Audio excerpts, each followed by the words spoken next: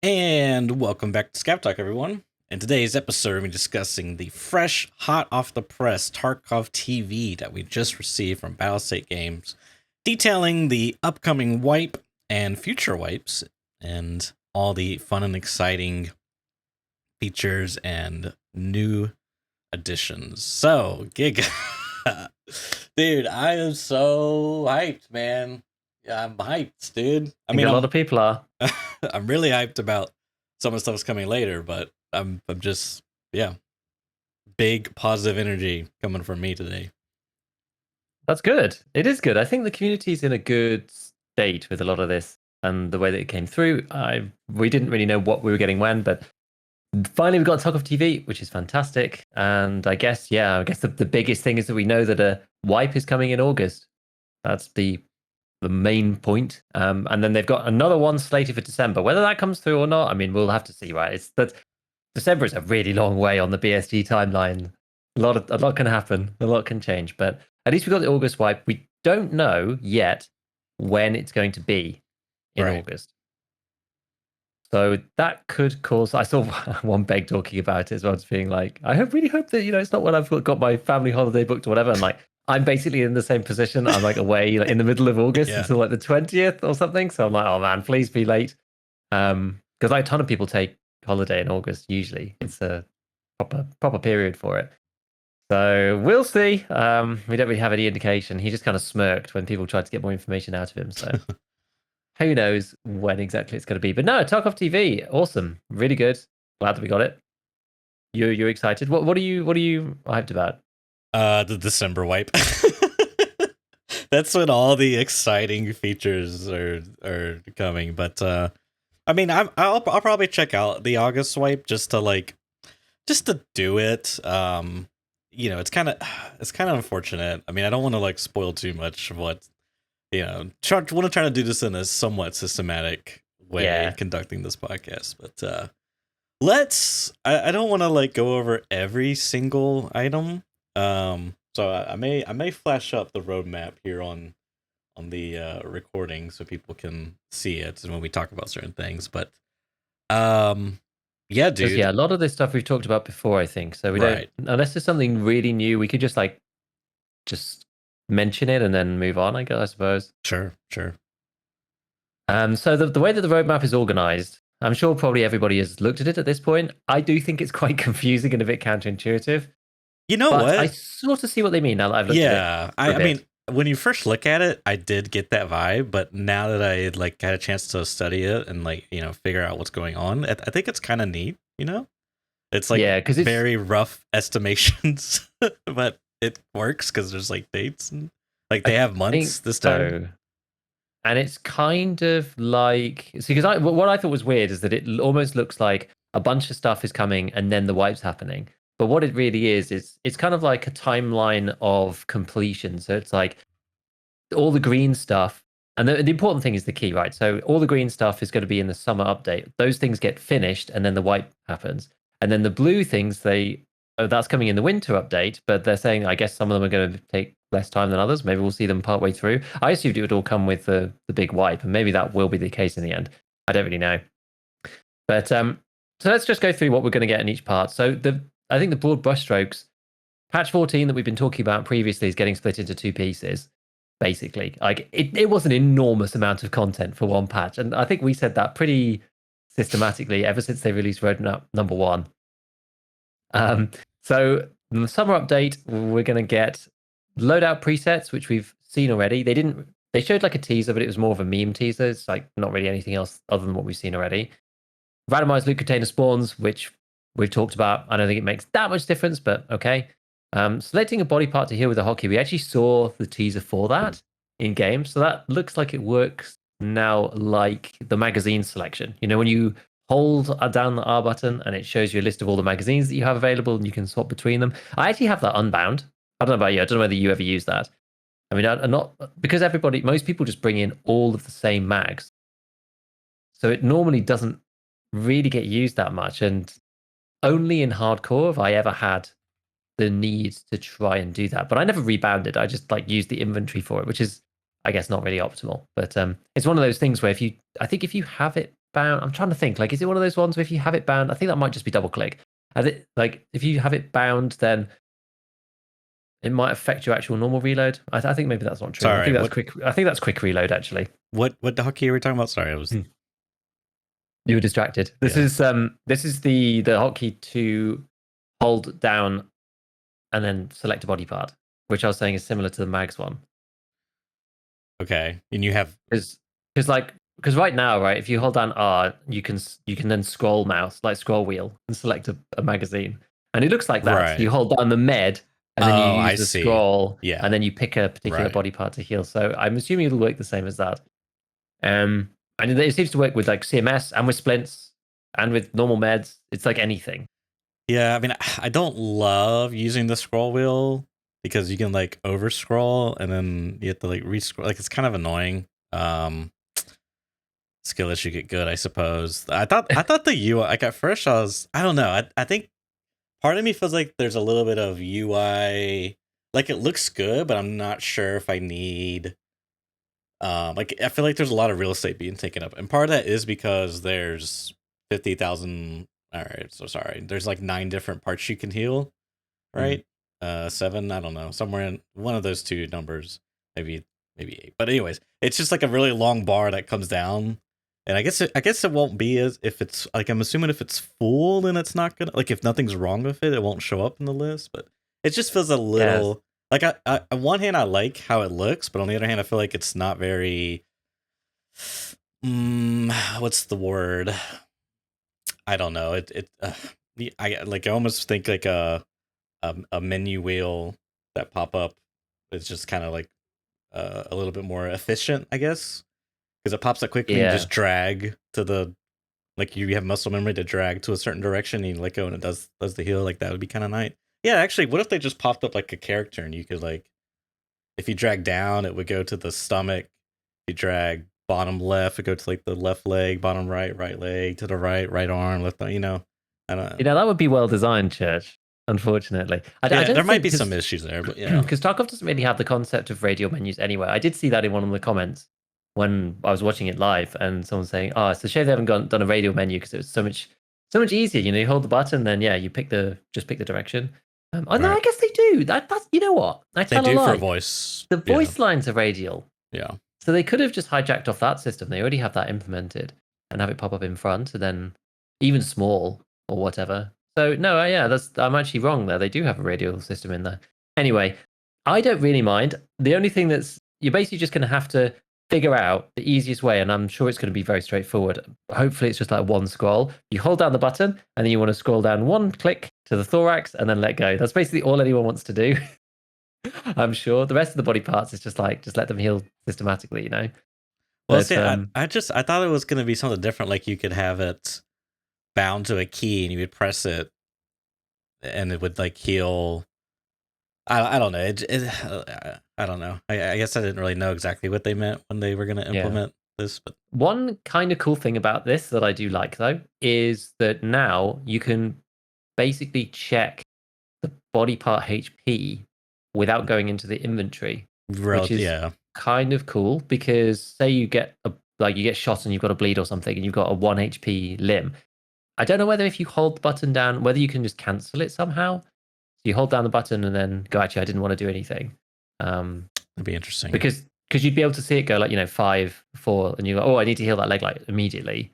As opposed to it's like, oh, the body parts are like 15. So it's like, okay, I could pick thorax instead now. Like it gives you a bit more information that you wouldn't be able to. Because before, like going into the menu is kind of death in some situations. Yeah, and I guess one benefit too is that you can move while doing this. So it's kind of, I mean, you can as well in theory for radial menu, as long as you don't lock people out of those keys. Yeah, but, exactly. So, but I think that's cool. That's going to be good. Just going to make things just a bit better. Toggling helmet lights. I mean, I don't know how many people are actually going to use this because it's possible to put a helmet flashlight on at the moment, but you have to turn it on before you put it on the helmet. Or something. You have to do something weird, right? Like you have to put it on your gun, turn it on, and then swap it to the helmet, and then when you run, it's just like all over the place. It just like doesn't look very good. So Now it's going to work properly. When you turn your head, it like follows the head and stuff. It looks a bit better. So that's kind of neat. The only thing Um, though is that it looked like it was angled downwards, which I didn't really understand because like the character was looking like flat straight ahead and it was like kind of angled downwards, which yeah, I guess we're gonna have to see. I don't know if that's just like a product of the character's head being modeled like slightly tilted down. Hmm. You know what I mean? Because it's like attached to the helmet, and if your head's slightly tilted down, then the helmet's gonna be slightly tilted down. But because It's gonna be there interesting to see could what that be looks like.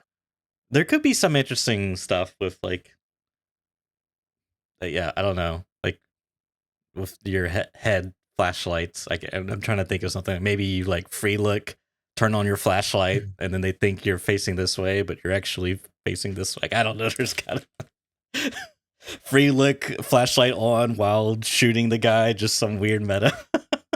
One on the helmet, one on the gun. Just Yeah. Start flat. That's what you do. You flash them, toggle them on and off. You bound it to the same key. Oh my god! and then you have them alternate. Yes. So like you just spam up and that's your genius. first new meta right here on Scavtalk. Genius.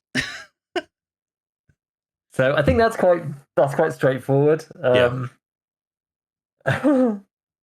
So selling all player scav equipment defense, that just seems like a nice quality of life. You could just do a quick scav run and just, if you don't want to sell it all to individually to traders or to the flea, you can just, blast everything out defense and get a little bit of money. Nothing too much to add there, I don't think. Sidearm quick swap. I think this looks really cool. Like they added this with the malfunctions in the first place, so that if you get a malfunction, you can quick swap to your sidearm. And at the time, a lot of people, including me, were asking the question of like, why don't we just have this in general as a thing? Because pistols are basically never used. If you're on a pistol run on its own, it's the only time that they ever get used by the player base. And then you don't need it, right? Because you don't have another weapon to swap to. So the fact that they've rolled it out across all sidearms is really cool. This actually might make people bring these guns in because it looked a lot faster than reloading. It was like probably, I would say, probably 50% quicker than the original, than like the existing swap over, which is really quite speedy. And I think it could make or break in certain situations, especially against somebody that doesn't have one. So having like a shrimp or a 5.7 or something that's actually got decent pen, or like a USP even with AP ammo. And actually, you know what? In some of these things, this actually could be kind of neat because it's normally not worth crafting those ammos either. But if you're using them in your sidearm all the time, and the small amounts of SS190 BT that you get for 9x21 and 45 AP, yeah, maybe they're not suitable for the Vector and the P90 because they fire too many bullets. But for the pistol, it's perfect. You get 200 rounds of that. That's going to last you for a while if you're taking a pistol in every raid. I can see how that might actually make people want to at least batch up those things every now and then, and would be kind of cool.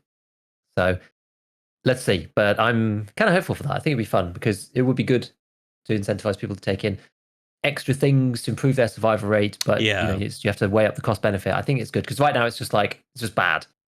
Yeah, you're kind of like just throwing away rubles. I mean, there's like, in the times it, like the amount of times it does actually save your life, quote unquote, feels very small in comparison to what you're paying for. You know what I mean?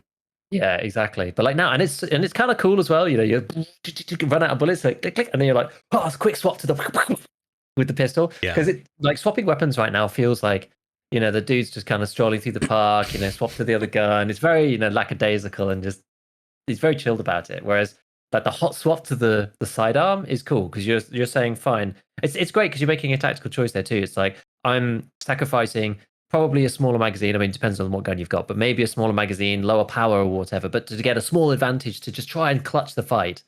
Over reloading my main weapon. I think it's really neat, actually, because then you almost like, if you run out on your pistol, then you're kind of screwed because you've got to do a normal reload or swap back to your main gun and try and reload. So you could just like edge out that extra little piece with the pistol. I think it's nice. I like the idea. I'm going to try it. For sure. I do have some questions around it, like what was showcased. So in the video that they showcased it, if you notice when he goes to fire the AK, on the bottom right, you can see it. There's a frame where it flashes yellow. At least it looks kind of yellow to me. It could be a greenish hue. I mean, this is like Twitter compression. I'm assuming that's a jam, but I thought the jams were red, if I'm not mistaken. Do you remember? Can you recall? Uh, let's It's see, because either is it red the or one where he's in yellow. factory? Yeah, he's excuse me, he's in factory. Yeah, so jams are. I think they're normally red. Yeah, I see what you mean. But Because there's a yellow flash, isn't there? yeah, and the question I have, because he's not full, like I'm pretty confident he doesn't mag dump, like unless he's got 20 rounders and his AK mag, which I don't know if those exist for that, but whatever. The point is that I don't think I'm assuming he's got a full mag here. And then Yeah. this yellow thing pops up. Now the other interesting thing is, let's see. Oh, damn it, he's got his hot bar always showing. Thought maybe he had it where the settings where you can have your some of your UI elements auto hide. It looks like he's got Yes. it always showing.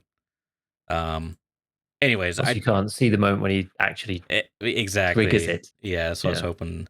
So, anyways, my question is, if it's only for jams, um, I'm not sure. I don't think it is. I hope not. Because that's how it is now. Oh, you actually do. Oh, you actually do get a Mm-hmm. speed boost. Mm-hmm. Oh, Mm-hmm. okay, Mm-hmm. okay. Right Well, now you do. Yeah, yeah. silly me. Well, the other thing I was gonna say is, I hope that it's something that you can. This isn't like it's an option. I can choose the quick swap versus not choosing the quick swap. If you know what I mean. Does that make sense? No. Why would you ever choose not to quick swap? Because you don't want to take the penalty for the shaky aim part. That's what I Is there like. shaky aim? I don't know if was there shaky aim. I don't know. Yeah. It's like I'm just looking it up. Uh, Does it look shaky? go to the part where he's comparing them side by side. Let's just click through. Yeah, so it says like regular versus fast. Pulls it out. It doesn't look any different, I don't think. Oh, I see. Oh, sorry. It's the ADS. Yeah. It's like simulating your gun, like, you pulled it out really fast, like you're, you know, panicking almost to pull out your secondary, right? I think that is I think that they've just done something stupid. Not necessarily something stupid, but I think there's something misleading there. So there's a bar at the top, which I think is arm stamina. And when that clip begins, I Oh, think I your arm see. stamina is 0. So I don't think there is actually shaky aim. I think that's just they were showcasing it with no arm stamina because that's a situation you might end up in. I'm confused because I thought Nikita called that out, but now that you mention, like, he called out the shaky aim part, but now that you mentioned the bar there, that actually, Yeah. Maybe that's what he meant. well, wait a minute. Oh, when he pulls it out fast. So in the first clip, let me toggle it on. So in the first clip, he pulls it out fast. You can see it eats 2 chunks of arm stamina, one for putting his gun away fast and one for pulling out the pistol fast. Uh-huh. Uh-huh. Okay, interesting. I think that's fine. So maybe the mechanic is if you have 0. Okay, so maybe the mechanic is like, let's say you're at half arm stamina and you do a quick swap. Yeah. Then you're presumably going to be at 0 arm stamina, which then is going to penalize your aim. Yeah. See, It looks like it looks like right now it takes like 45% of your arm stamina to do the quick swap fully. Roughly, it's just under 50%. So yeah, if you're anywhere below 45, you're going to be at 0. Yeah. Because I was under the assumption that it was going to be an optional thing. You can choose to quick swap or not quick swap. And if you quick swap, you were going to have a penalty. And maybe that's still the case, but the penalty is just, instead of shaking aim, it's arm stamina penalties, which is still pretty interesting. I mean, that's my hope, is that there's some choice. Like, it's not just like, this is the way things are now. Because I like having the option to do a trade off between one or two things. So I want to do this for this situation, or do I want to do this for this situation? And then if you did the wrong thing, it's like, oh, I should have done the other thing. It's like a great learning opportunity. So, I agree. I think that makes sense. Looking at the way that it's been done, and given that they've added that penalty, I would hope that they have done it that way, and it's like two different buttons or something, one for quick swap and one for regular. maybe if you like double tap, it will maybe. pull out. We'll see. But yeah, I agree with you that it will be good to keep both. We don't want to get locked in. Yeah. Okay, so next, updated trader UI. I mean, there's not much to say about that really. We saw another kind of teaser of it. It looks pretty cool. We've just got like the screen up. I don't know whether we probably can't show it, but it just looks like it does now, except all of the traders are at the top of the bar. You've got trading services and tasks as 3 tabs, buy and sell in the middle as 2 tabs. So you don't have to, basically it's just one screen now. The trading screen, rather than it being independent for every trader, right, and having all the tasks on each individual trader, they've reordered it. So they've nested all the traders underneath the main heading of the buy sell screen, and it's all now in one place. So that it's just going to be cool. Looking forward to using it and getting our muscle memory back on that screen. I do like. There's something I don't know about you, but there's something nice about knowing a system so intimately that you just kind of are on autopilot. You know, when you're in the menus and you're just, because like some new people pop into stream every now and then and they're just like, oh my god, dude, the UI, you're so quick, you know, and it's like because you just know where every button is, and you're so used to it. You're even like waiting for the game to update because you've played that much and you're going through that quickly. I'm not even the fastest UI user. There's some other people who are like absolutely insane. Like if you look at somebody like there's quite a few people to be fair, but somebody like Tiggs, like the speed that they go on the UI is like, it's like breakneck. It's absolutely insane. It's probably like twice the speed that I use the UI, and I use the UI quite quickly. It's like some people are absolutely extraordinary. I find myself often like waiting for stuff to load though, even between trader screens. You know, you like click mechanic X, like click it in X, go into skier, click, you know, control click, put stuff in to sell that. Did I go to the flea list, whatever. But yeah, this is going to save a lot of time. I think it's going to be cool. Anything else on that? I think that's basically it, isn't? I mean, I don't know. Did it look like there was the sell button was bound to spacebar, so even more like efficiencies too. Oh, really? That's what it looked like to me. Oh, hotkeys. That'd be awesome. Yeah. If that's true, then great, fantastic. New quality of life features. I don't know what that relates to. Do you remember what this meant? Nope. Next. Streets of Target expansion. We saw the screenshots, but he didn't talk about it, right? So we're going to get that soon in August. The quiet life feature is probably referring to the hideout. There's like minor hideout stuff, like when you're crafting something that's like green now in the station. It's some very minor stuff. Because he said, "Oh, the hideout like progression thing or whatever," and I was like, "Doesn't it do that already? But it just in white rather than in green." I think maybe it's like green means that it's actually crafting, whereas white is, you know, if it's white and empty, it could just be started, could just be starting or whatever. Like I guess there's differentiation between a module now that isn't doing anything, which is white, versus a module that is actually crafting, which is now green. I mean, it's like the most minor of things of all time, but we'll take it, I suppose. We'll take it. What else did he mention? I was just trying to see if there was anything, if I wrote anything about that. Oh, there was the consumables double click as well, actually, that I forgot about. Oh yeah. You'll be able to just like double click on stims or whatever in your inventory rather than having to do either like right click use or double click and then click use. Like some old timers still use that, you know, it's like on stims or whatever. You like double click the item and it brings up the inspect window and then you press the use button in the middle. I think like anybody who played a bit later on, like me, normally does like right click use in that menu. But even still, it's a little clumsy. So yeah, looking forward to that. That's going to be cool as well. Excuse me. So yeah, Streets, don't know. We'll see. Looks good. Actually, I've been playing Streets a bit more recently. I've been trying to play it on hardcore, just because like it's a pretty good map, and I just wanted to get some more reps in before the next expansion comes through. And I will say that I do think so.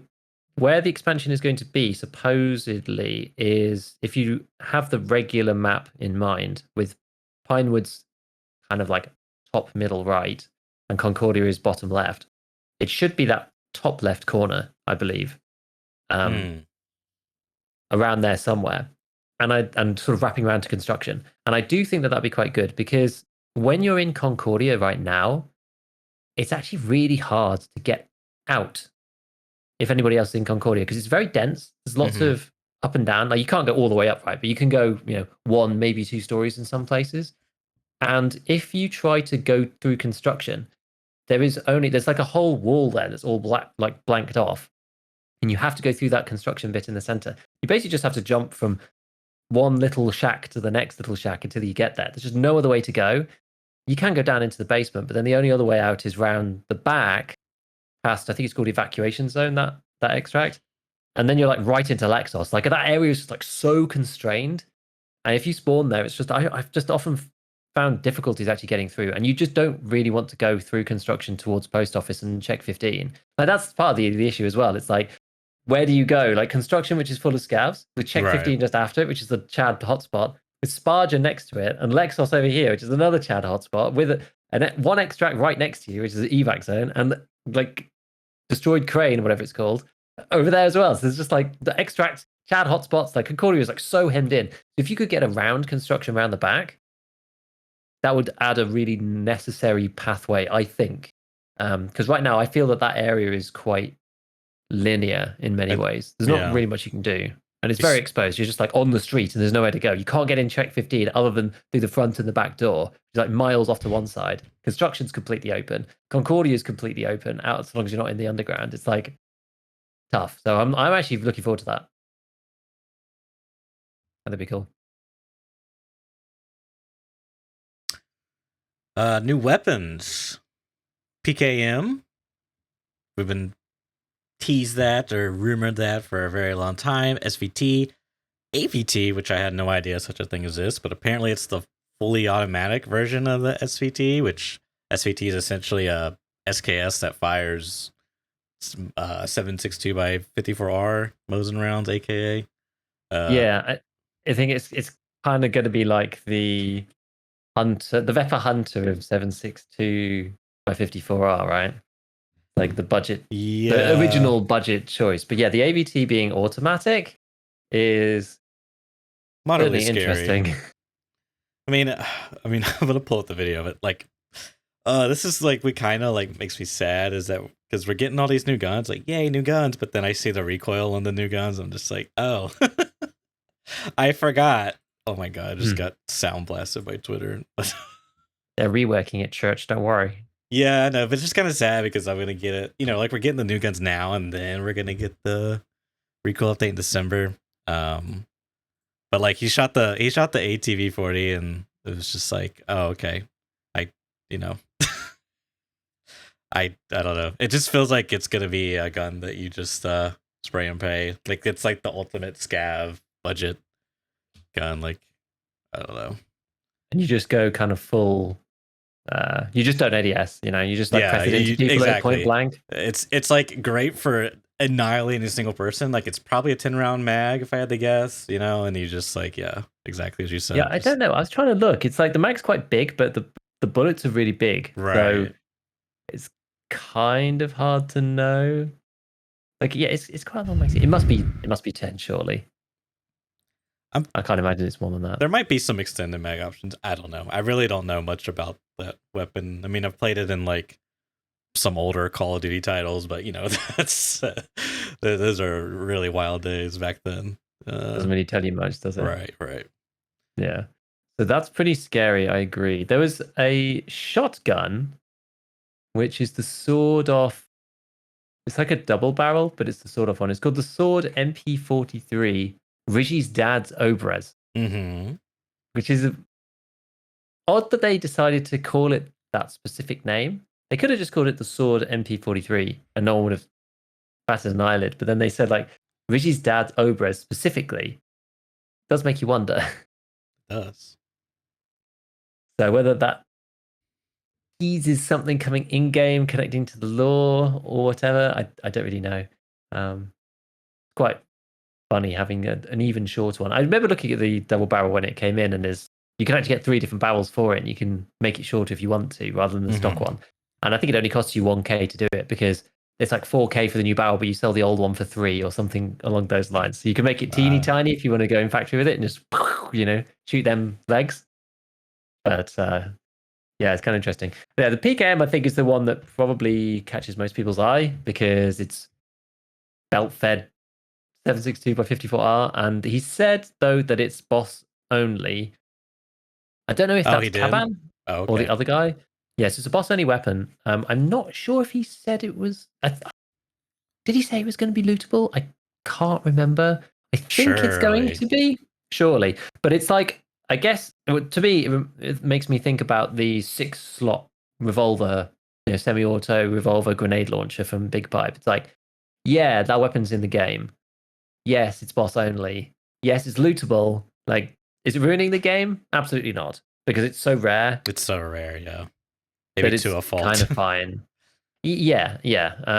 I still think for something like that, I think it's kind of okay. But I guess it'll just end up being, well, maybe it'll be a bit better than that, because the thing about Big Pipe's one is that he just hardly ever has it, I think. Yeah. And the goons are quite hard to find anyway, and they're quite hard to kill. I got nailed by the goons in customs crack house the other day on my hardcore character, who was like got shot on the way through by Bird Eye, I think, and hid in there.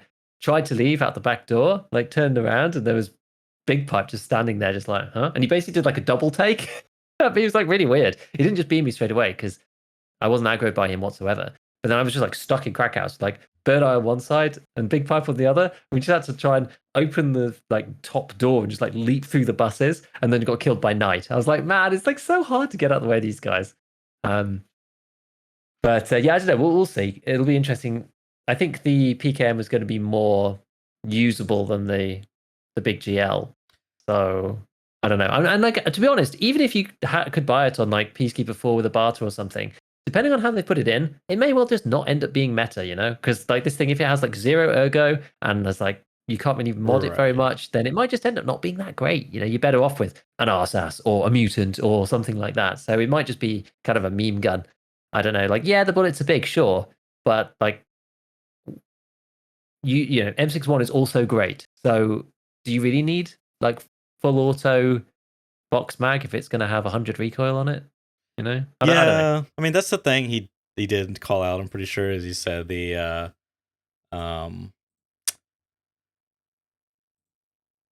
recoil was supposed to be temporary, like placeholder for what they got showing. Like all the stats are it's still work in progress, is what he said. Yeah, they didn't even have any sound for it. Yeah. Yeah, I mean, this is, if the recoil is like somewhat okay. Okay, this is the big thing. Like in the current system, right? If it's very linear, right? Like the recoil goes straight up, but it's like insane. That can easily be solved more or less with just a red dot. It's not the most ideal thing, but you can like kind of get around that. Now, if it's got a lot of horizontal to it, then it's probably not gonna be that good. So we'll have to see. I mean, yeah, I kind of hope that they don't make it too poor, because then it's basically gonna be the annoying boss gun. You know what I mean? It's like, it's fantastic in the hands of an AI, but when the player gets it, it's like trash. So it's gonna feel really bad. So I kind of hope it is actually pretty decent, and maybe they like come up with some like middle ground where like, it's really good, but he has like a relatively low chance to spawn, and then also he has a low chance to spawn with it. Maybe sometimes he has like an RPK with a drum mag. I don't know, something like this, but yeah, we're gonna have to see. But yeah, I hope they don't make it just useless. Jumping back to the Obras, the sawed-off shotgun, I really hope you can craft that in the hideout, because you know how funny that would be. Like, you take a hacksaw and it's just like, I don't know. I just think that'd be fun. You just do like it's like a level 1 workbench craft or something. You just buy the shotgun off Jaeger, and then you can craft this. Yeah, it's craft only. Yeah, that's I don't know why. I just think it's funny if they did that with a slider. How short do you want it? Like, Minimum. It's a glorified tube with a hammer on the back. The other funny thing is maybe it's like down to a 2 slot or a 3 slot, and you could like bind it in your rig, so you have like a a third secondary. It could be fun. That would be kind of fun. Yeah. But speaking of secondaries, they also skinned, I think, maybe remodeled the PM series of pistols. Like the PB actually looks really good, I think, compared to the old one. And honestly, all of them look pretty good. Like there was something weird about the texture on like the pistol grip. It just looked kind of like out of place. Yeah, it was like kind of low res. Yeah, it's like whatever, I low guess. res and like also like really high contrast, if I recall correctly. So yeah, that's kind of nice that they're updating that. It is kind of cool, yeah, because I imagine it's probably one of the first guns that they added to the game. Yeah, I think so. So it's, I'm just like rewatching the video now. It looks good. It just looks like much more. I think like, yeah, the red of the handle was kind of too bright and stuff like that compared to the other things they've done. Yeah. I mean, it's like, not that anybody really cares, but. Oh, trust me. There's people out there. It's the reason Church is that what's bringing you back? Dude, I'm telling you, It's the PB rework. The 1-to-1. Yes, it's absolutely bringing me back for that reason alone. So next on the list is the new boss Caban. I mean, we sort of touched on that already a little bit. I imagine that with the PKM, it's going to be his gun. If it's a boss gun and one boss is coming in the next wipe, you would imagine it's probably his gun. It'd be strange if it wasn't, because there's one boss who will just like quickly take a peek into the future, and there's one boss coming now, and there's one boss coming for the next session as well, the winter session. So it'd be odd to add it and then not use it. So I imagine that Caban is going to be the car dealership boss, and that he's going to have it, I think. But we'll see. The only stuff that we've seen about him so far was like maybe some like really old work in progress teasers of him wearing like big kind of like, it looks like a big like bomb disposal suit kind of thing, and actually a killer mask. Although he probably won't actually have that in reality, I wouldn't imagine. Imagine that's just because it was like super old concept stuff. And then we saw him in Chronicles of Ridgey, sitting down at the table.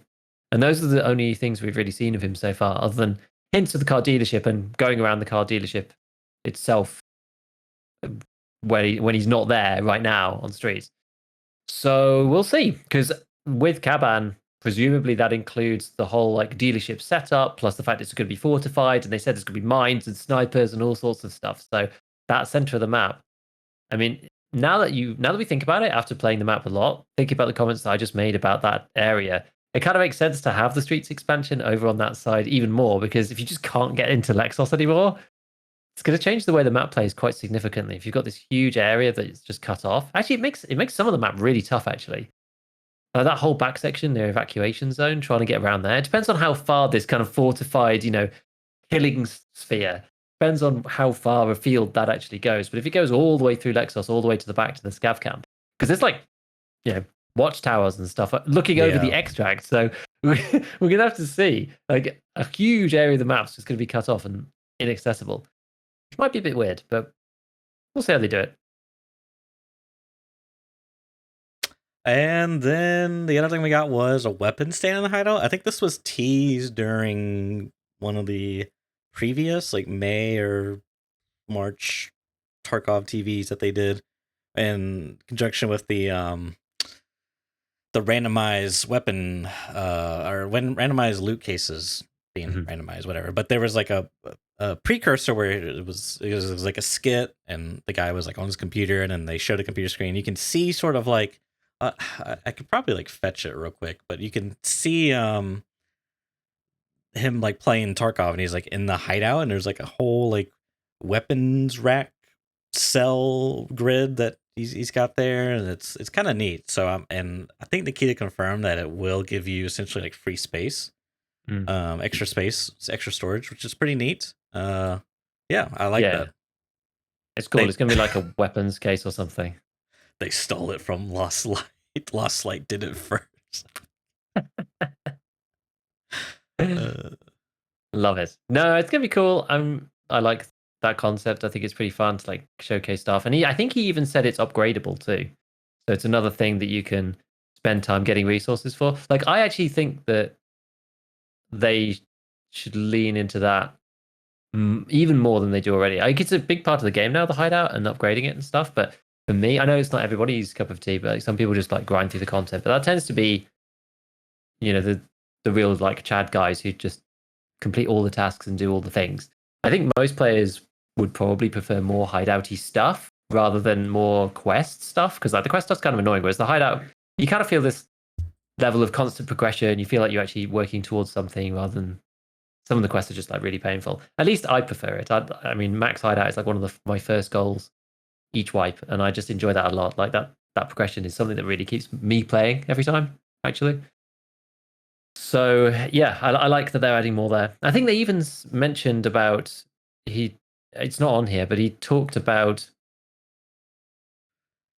like tier 4 stations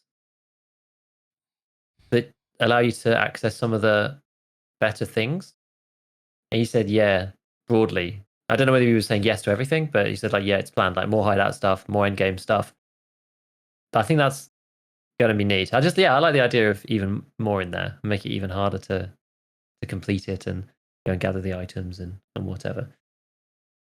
We'll see how it gets implemented, but more hideout, I'm always happy about that. Especially if you have the kind of choice. I like the fact that you can pick up the shooting range early if you want or not. Or with this thing, it's like, well, maybe I upgrade to it. Is it cheaper than the weapons case? Like, should I do it now? Do I need to? Because that balancing of resources and deciding what to upgrade is kind of another big driving force for me in the early game, because it keeps it interesting.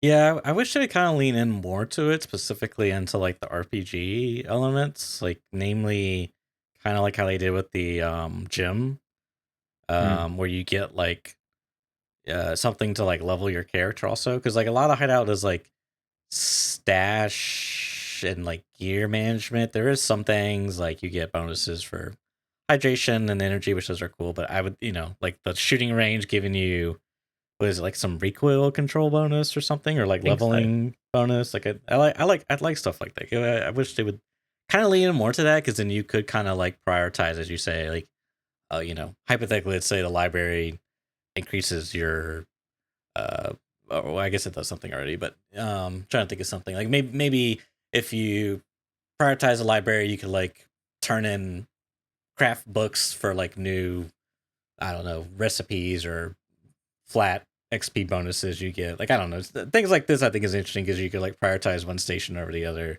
to like not only for its crafts but to level your character faster or certain way. So maybe like what could you do for like sniping? Maybe they got like a, I don't know, maybe in the shooting range there's like a sniper's nest that you could craft, and then you level sniper skills faster. Like, I don't know, something like this. What I think that what I would quite like, I kind of like I always forget to do it, but the air filter that you put into the system to give you more stuff. So you have to like pay for something and it runs out and then you have to pay for it again. I quite like that. What also would be kind of cool in the hideout would be to pick like something within the modules. So in the shooting range, maybe it would be like, either sniping skill, AR skill, something else. Like maybe you'd be able to swap. Maybe you'd have to put something in it like as a one-time thing. And so you could change it, but you'd have to pay the resources again to swap it. Something like that. So it's like, oh, you have to, I don't really know. You have to do something to make the sniping skill give a bonus, and then do something different for the AR one, different one for SMGs, maybe something like that. And so you'd have to choose. Then you couldn't just go, because that's like some of my issues. That like, yeah, the library's fine, and I like the progression. I just think it could be better in some ways, being a bit more thoughtful. It's like you upgrade the thing, and then it's just like that's it forever. Right. And then you just kind of forget about it. You're just like, oh, I just have more skills now, and that's it. I like with the air filter, you have to think about it and put the stuff in, because I always forget and I get punished for that. If you had to actually either use a consumable, or you had to remember to turn it on, or go and click a button, or like you can select like one of 3 things, then it's like you always want to be thinking about it and like optimizing around that, rather than just like, oh, I build it and now it's just done. Like, which is fine, that's okay. But I quite like that ongoing management of stuff. Yeah, I think it could be interesting that way. I think one way they could do it to sort of like please everything is you have like I mean, if you wanted to, you could maybe not add new items, but library, for example, you can let's just say there's not new items, but you could put a book in, and then when you put the book in, there's chapters, right? And you get to read a chapter. This is like ripped from Project Zomboid essentially, but there's like a sniper's guide to sniping or whatever, then there's like recoil chat or whatever, but Jaeger's cookbook, but you get to you could choose one, right? And that's the only thing you can do, and for that time, that's the bonus you get. And then once you're done reading the book, then you have to buy a new book and then put it in, and that's sort of like it's similar to like the air filter, but with the air filter, it's just like you always want to do it when you're playing, essentially, but there's not like I'm missing out on anything when you do put it in there. Whereas like if you have to choose one thing, it's like you're gonna miss out on something, but that's like how you would prioritize. You figure out, okay, I'm gonna go here, do this. What book should I start reading to min-max or whatever? It's like, oh, I'm doing this. I don't want to be sniping, so I guess I'll do this instead. It's something interesting to kind of mix it up. Yeah, that makes sense. Yeah, it's like with the air filter, you could have it. I didn't even know how you do it. You have like dehumidifier mode on, and that gives strength, and then the other one, like without it on, it's like endurance. I don't know. It's something stupid like that. I love that logic though. Yeah, you have like that. You have like AC, and that gives you endurance, and then like air purifier increases your AD holding breath or something. Just things like that, like I like choices. We've talked about this for ages. I like forcing people to choose one of three things. You can't have everything and you want all of them, but you have to make a choice. But you can still switch. Like I think that's taking the ideas from the ARPG world. It's like you have to pick one of these two good things. You can't have them both, and how you combine them all together is kind of like your build almost. But you can reset it, but with a small cost. Like I don't know. I think that'd be cool. Yeah, and as you said, there's a lot of fun in the early game with the hideout because you do have to prioritize what you want to do, but then once you've quote unquote complete the game, you have everything, and so you kind of lose a lot of that stuff, Yeah, and it's one of those things as well. Like if you don't want to bother with it, you don't have to. But if you get a small benefit for leveling or whatever it is, if you do fiddle around with it, which I think would be nice. Like it's not game breaking if you don't want to do it. So there's some people who just don't like it. So you don't want to make it required, but you want to give people a benefit for doing that and give them some ability to fiddle around with it. What? I was thinking, Trapper could bottle his farts and you could put it in the air purifier to increase your immunity. I'm sorry. Giga's like just staring at me. Like, what is he on about? I'm sorry I asked. Listen. Moving on. Quest rebalance. You pay for that for Shudderville's hideout, though. You could like sabotage someone else's hideout. Oh my god, dude. Yeah, quest rebalancing. Pretty standard stuff. Glacier optimization, and we talked about this a lot, so that's going to be good. Presumably, Street's performance is going to be much better because of that, because there's a lot of glass. Light source processing optimization.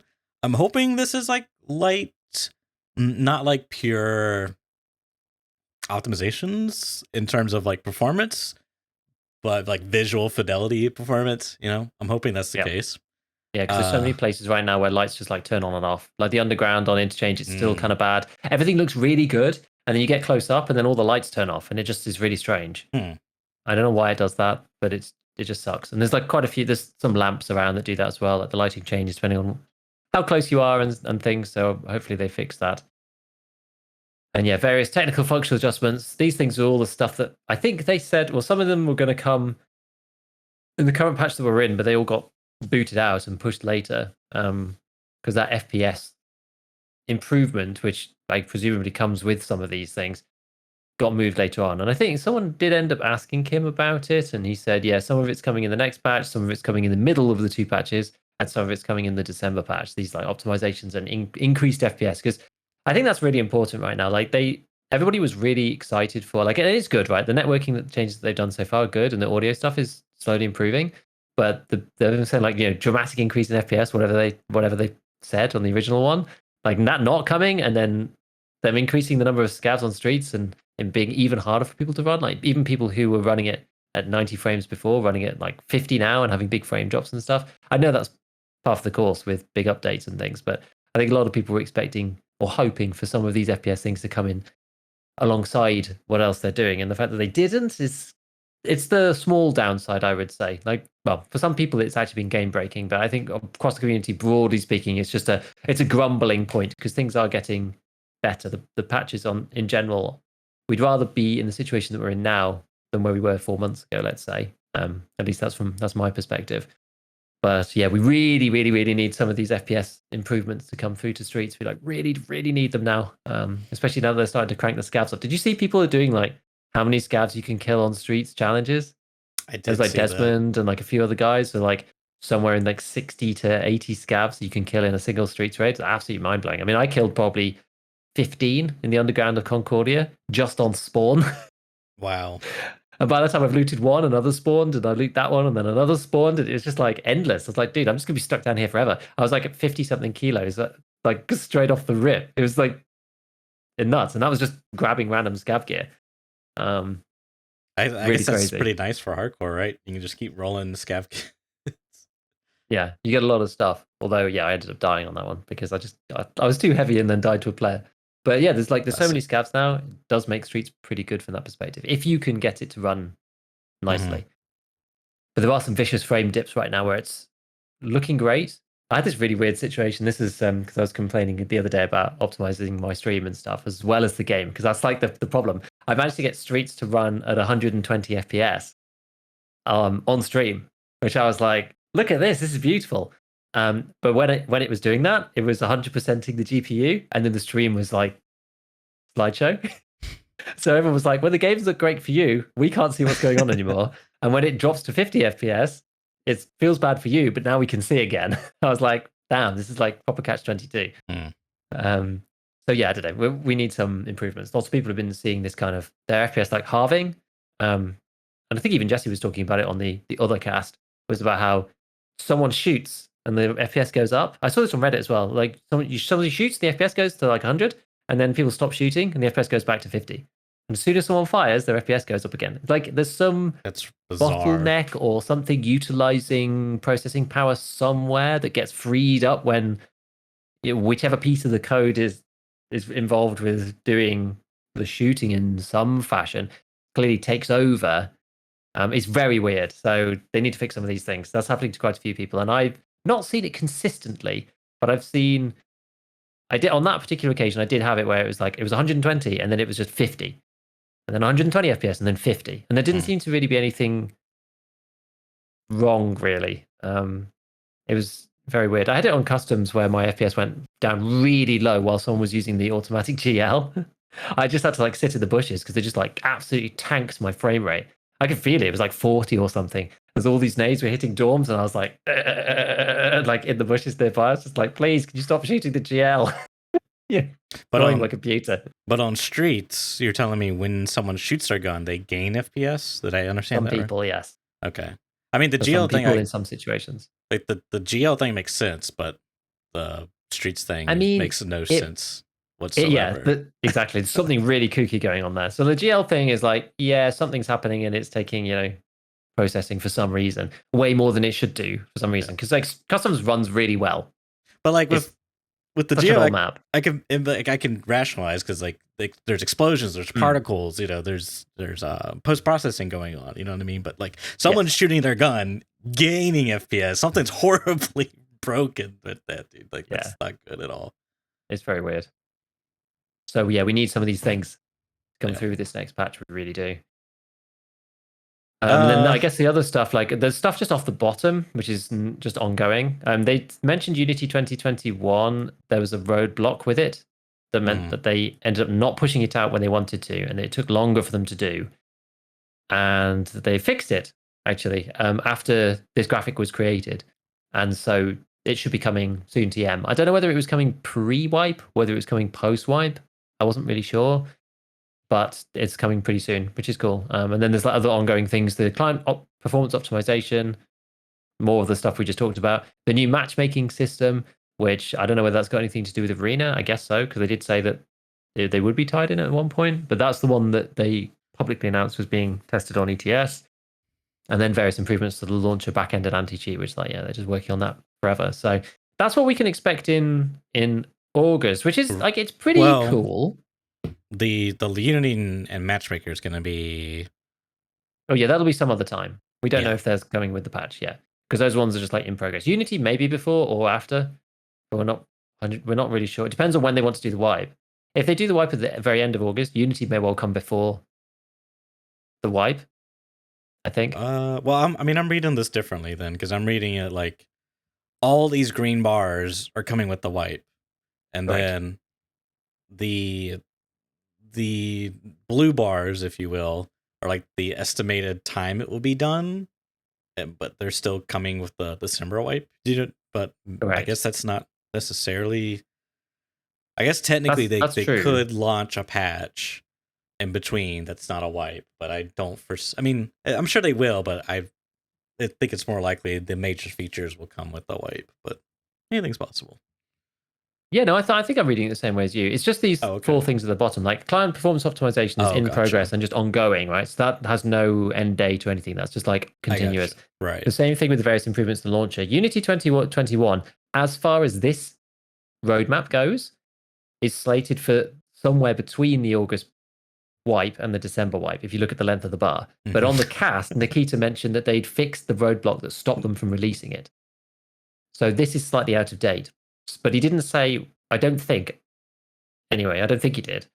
I don't think he said that it was not coming before. I don't think he specified. So like if they fix the roadblock, like, and they're going to release the big wipe at the end of August, they could in theory release Unity 2021 at the beginning of August and test that before it comes through.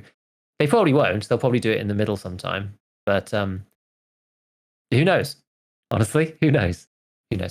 So then the next stuff. So actually, I mean, I'm looking forward to all of these things, to be honest with you. Like in here, but the big gameplay stuff is coming in December. That's where we're going to get really like all the stuff that we're getting now is great. It's quality of life stuff, small changes. Like honestly, the pistols thing probably might be the biggest gameplay change out of all of the stuff. The rest of it is body part healing with keys and like expansions, new guns and things. Like nothing fundamental is changing really, and maybe better FPS. The loadout presets is pretty big just in the gameplay, in a sort of setup sense. But again, it's like it's speeding up getting into raid. It'd be like if they could make the matchmaking instantaneous, like it wouldn't change the game, but it would change the way that players experience the game, if you know what I mean. Yep. Whereas December is different. So I guess we'll just systematically go through the rest of these as well. Preset magazine ammo loading. Now, I always originally, when they talked about this feature, they worded it really weirdly, and I thought they meant an animation in raid to load mags, because that currently doesn't exist. Unless they're 2 separate features that they just didn't mention, and maybe that's what they meant last time. But this sounds much more like I want to have alternating 7N41 and BS in my AK mag, and you can set up that preset and load a mag like that. That's what I believe this is, even though it didn't kind of sound like that previously, or it was ambiguous before. Because I think that the ammo loading in raid thing is still. They should still do it. I think they still want to do that, to load magazines with individual cartridges rather than just being in the menu, because it's just not very immersive, right? Like it'd be nice to be able to walk, like you can't sprint or whatever, but to be able to like walk around and load mags would be cool, and not be in the menu. Oh yeah. So depending on what that is, and if that is the the custom alternating round mag loading, that will be fun. Especially for doing leg meta and stuff like that, because sometimes you don't want all rip and it's too painful to do the alternating. I think that'd be pretty cool. Then the Recoil rework, Church. Recoil rework.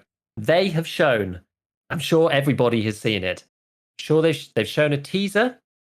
Well, it's not even a teaser, it's a work in progress of the Recoil rework and how it looks at the moment. And they showed it with some stock guns. I think, was there an M4 or was it just an AK? There was an AK and there was an M4. Yeah. I mean, I would say they're lightly modded.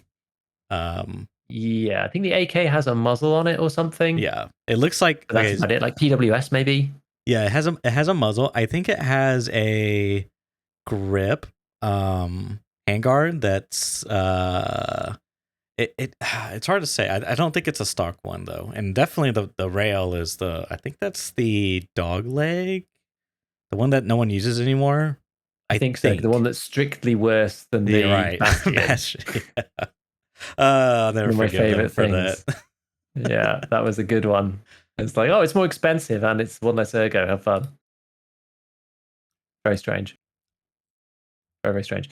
But yeah, the Recoil rework is interesting. So we kind of got to break it down in a few different ways. What did they show us specifically? They showed us semi-auto bouncing around the point of aim at any angle and any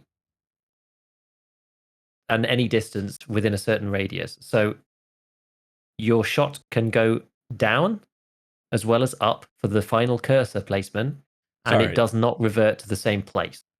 Could I interrupt you? Could you send me Yes, the timestamp to the podcast? I think you said you got this like I got times it from my own cast. that works. Because It's the Twitter quality is so low, like, and then with it being like recorded and then re-uploaded and YouTube compression, like they're not gonna be able to see absolute jack. yeah. So on my stream, it was 1 hour 22 and well 50 seconds, I think, somewhere around there, maybe even earlier. Yeah, something along those lines. Yeah, 1 minute 22:30, I think. Kind of where it starts. 25. That's what. Yeah, that's when you start to see the semi-auto stuff. So, God, it's just like It's hard to break it down. I've been trying to figure out what I like, what I don't like, what I even want. Like, I'm not an expert on IRL guns. Not that really matters. But I'm also not really an expert on like recoil game design either. So it's hard to know like what we want to see from this system, right? Like I know the outcomes that we want, but I don't necessarily know how you get from A to B. Semi-auto. So semi-auto in the existing iteration of Tarkov shoots. You shoot the bullet, it's dead on, Mm-hmm. and then your reticle bounces based on vertical recoil and comes back to the center based on PMC auto control. That's how it works at the moment. The way it's working in the work in progress right now is that you fire your bullet, it goes exactly where the reticle is placed, where the crosshair is placed. Thank God. The the the aim point shakes or moves in a random direction, up, down, left, or right, and resettles on a different position to the one that your gun was placed on originally. Right.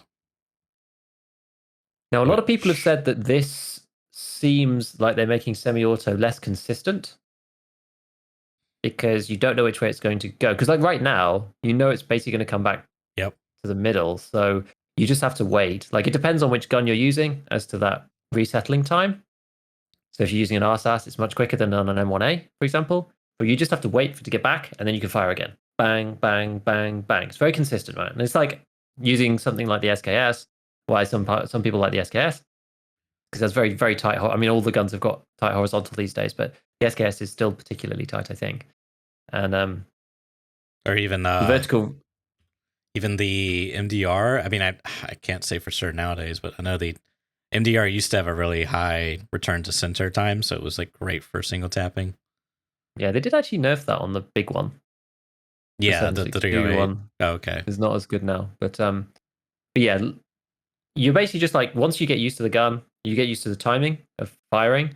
You're waiting for this, and you have that pattern in your head, right? That it goes up and comes down and up and comes down. It's always the same.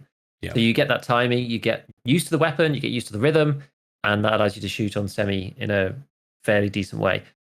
The problem, I think, is the fact that the recoil is like too high, because if you try to fire too quickly, you're caught halfway on the return and it goes up and up and it starts to, it's off, right? You can only fire at a certain speed.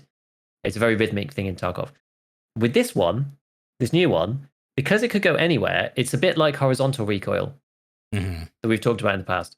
You can't control for it because you don't know which way it's going to go. So you have to shoot, wait and see where it goes, adjust, and fire again.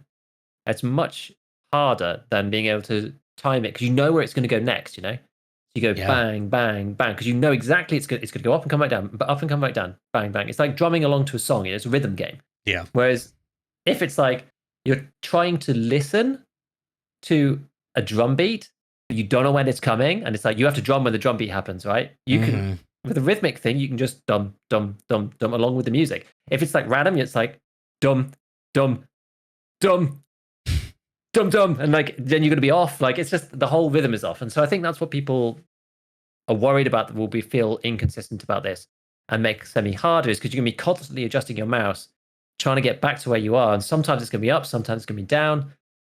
And I think ultimately what people are concerned about, I think, is that the volume of shots that you can get on target is going to go down. The accurate volume of shots you can get on target is going to go down. I think that's what people mean. They don't necessarily know that that's what they mean, but I think that's what they mean when they're saying like semi-auto is going to be harder and like less consistent.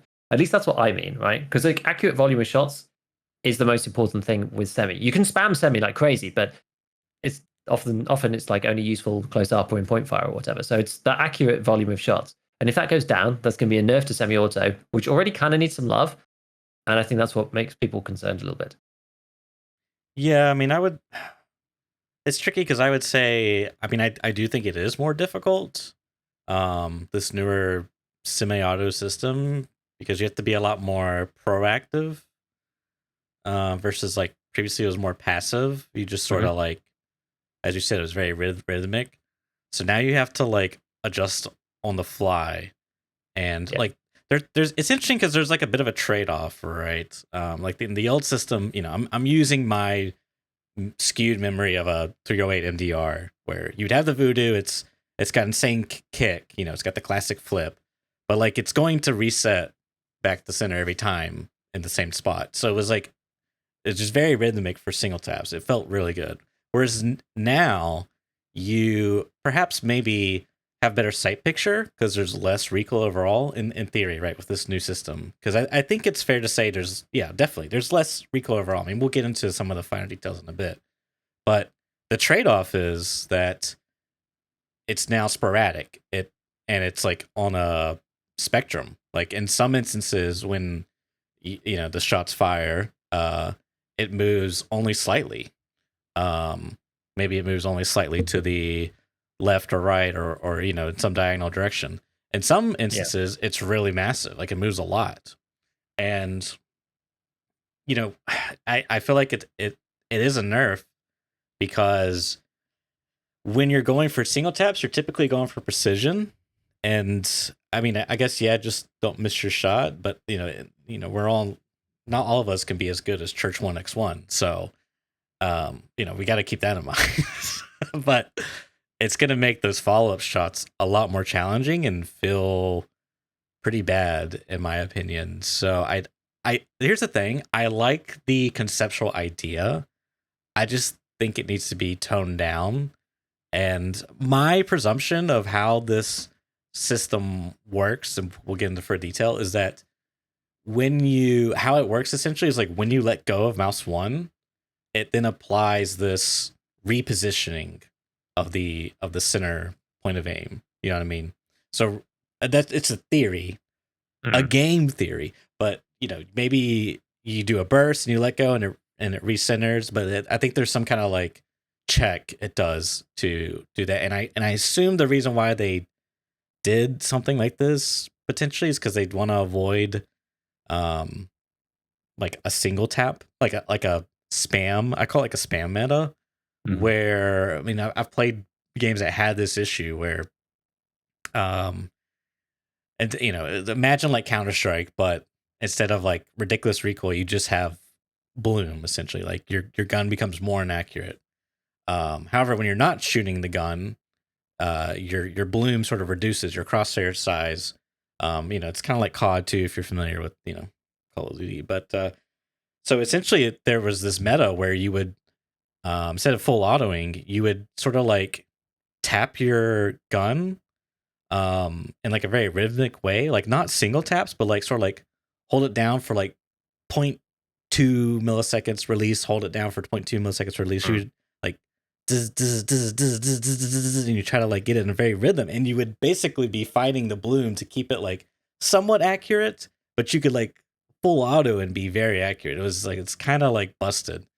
Um, and one of the ways they like fixed that is they basically just added in like a hard code when you let go of the mouse at mouse one, it like just increases bloom instead of it was like really janky. It just completely killed the thing. Anyways, I'm going on a tangent.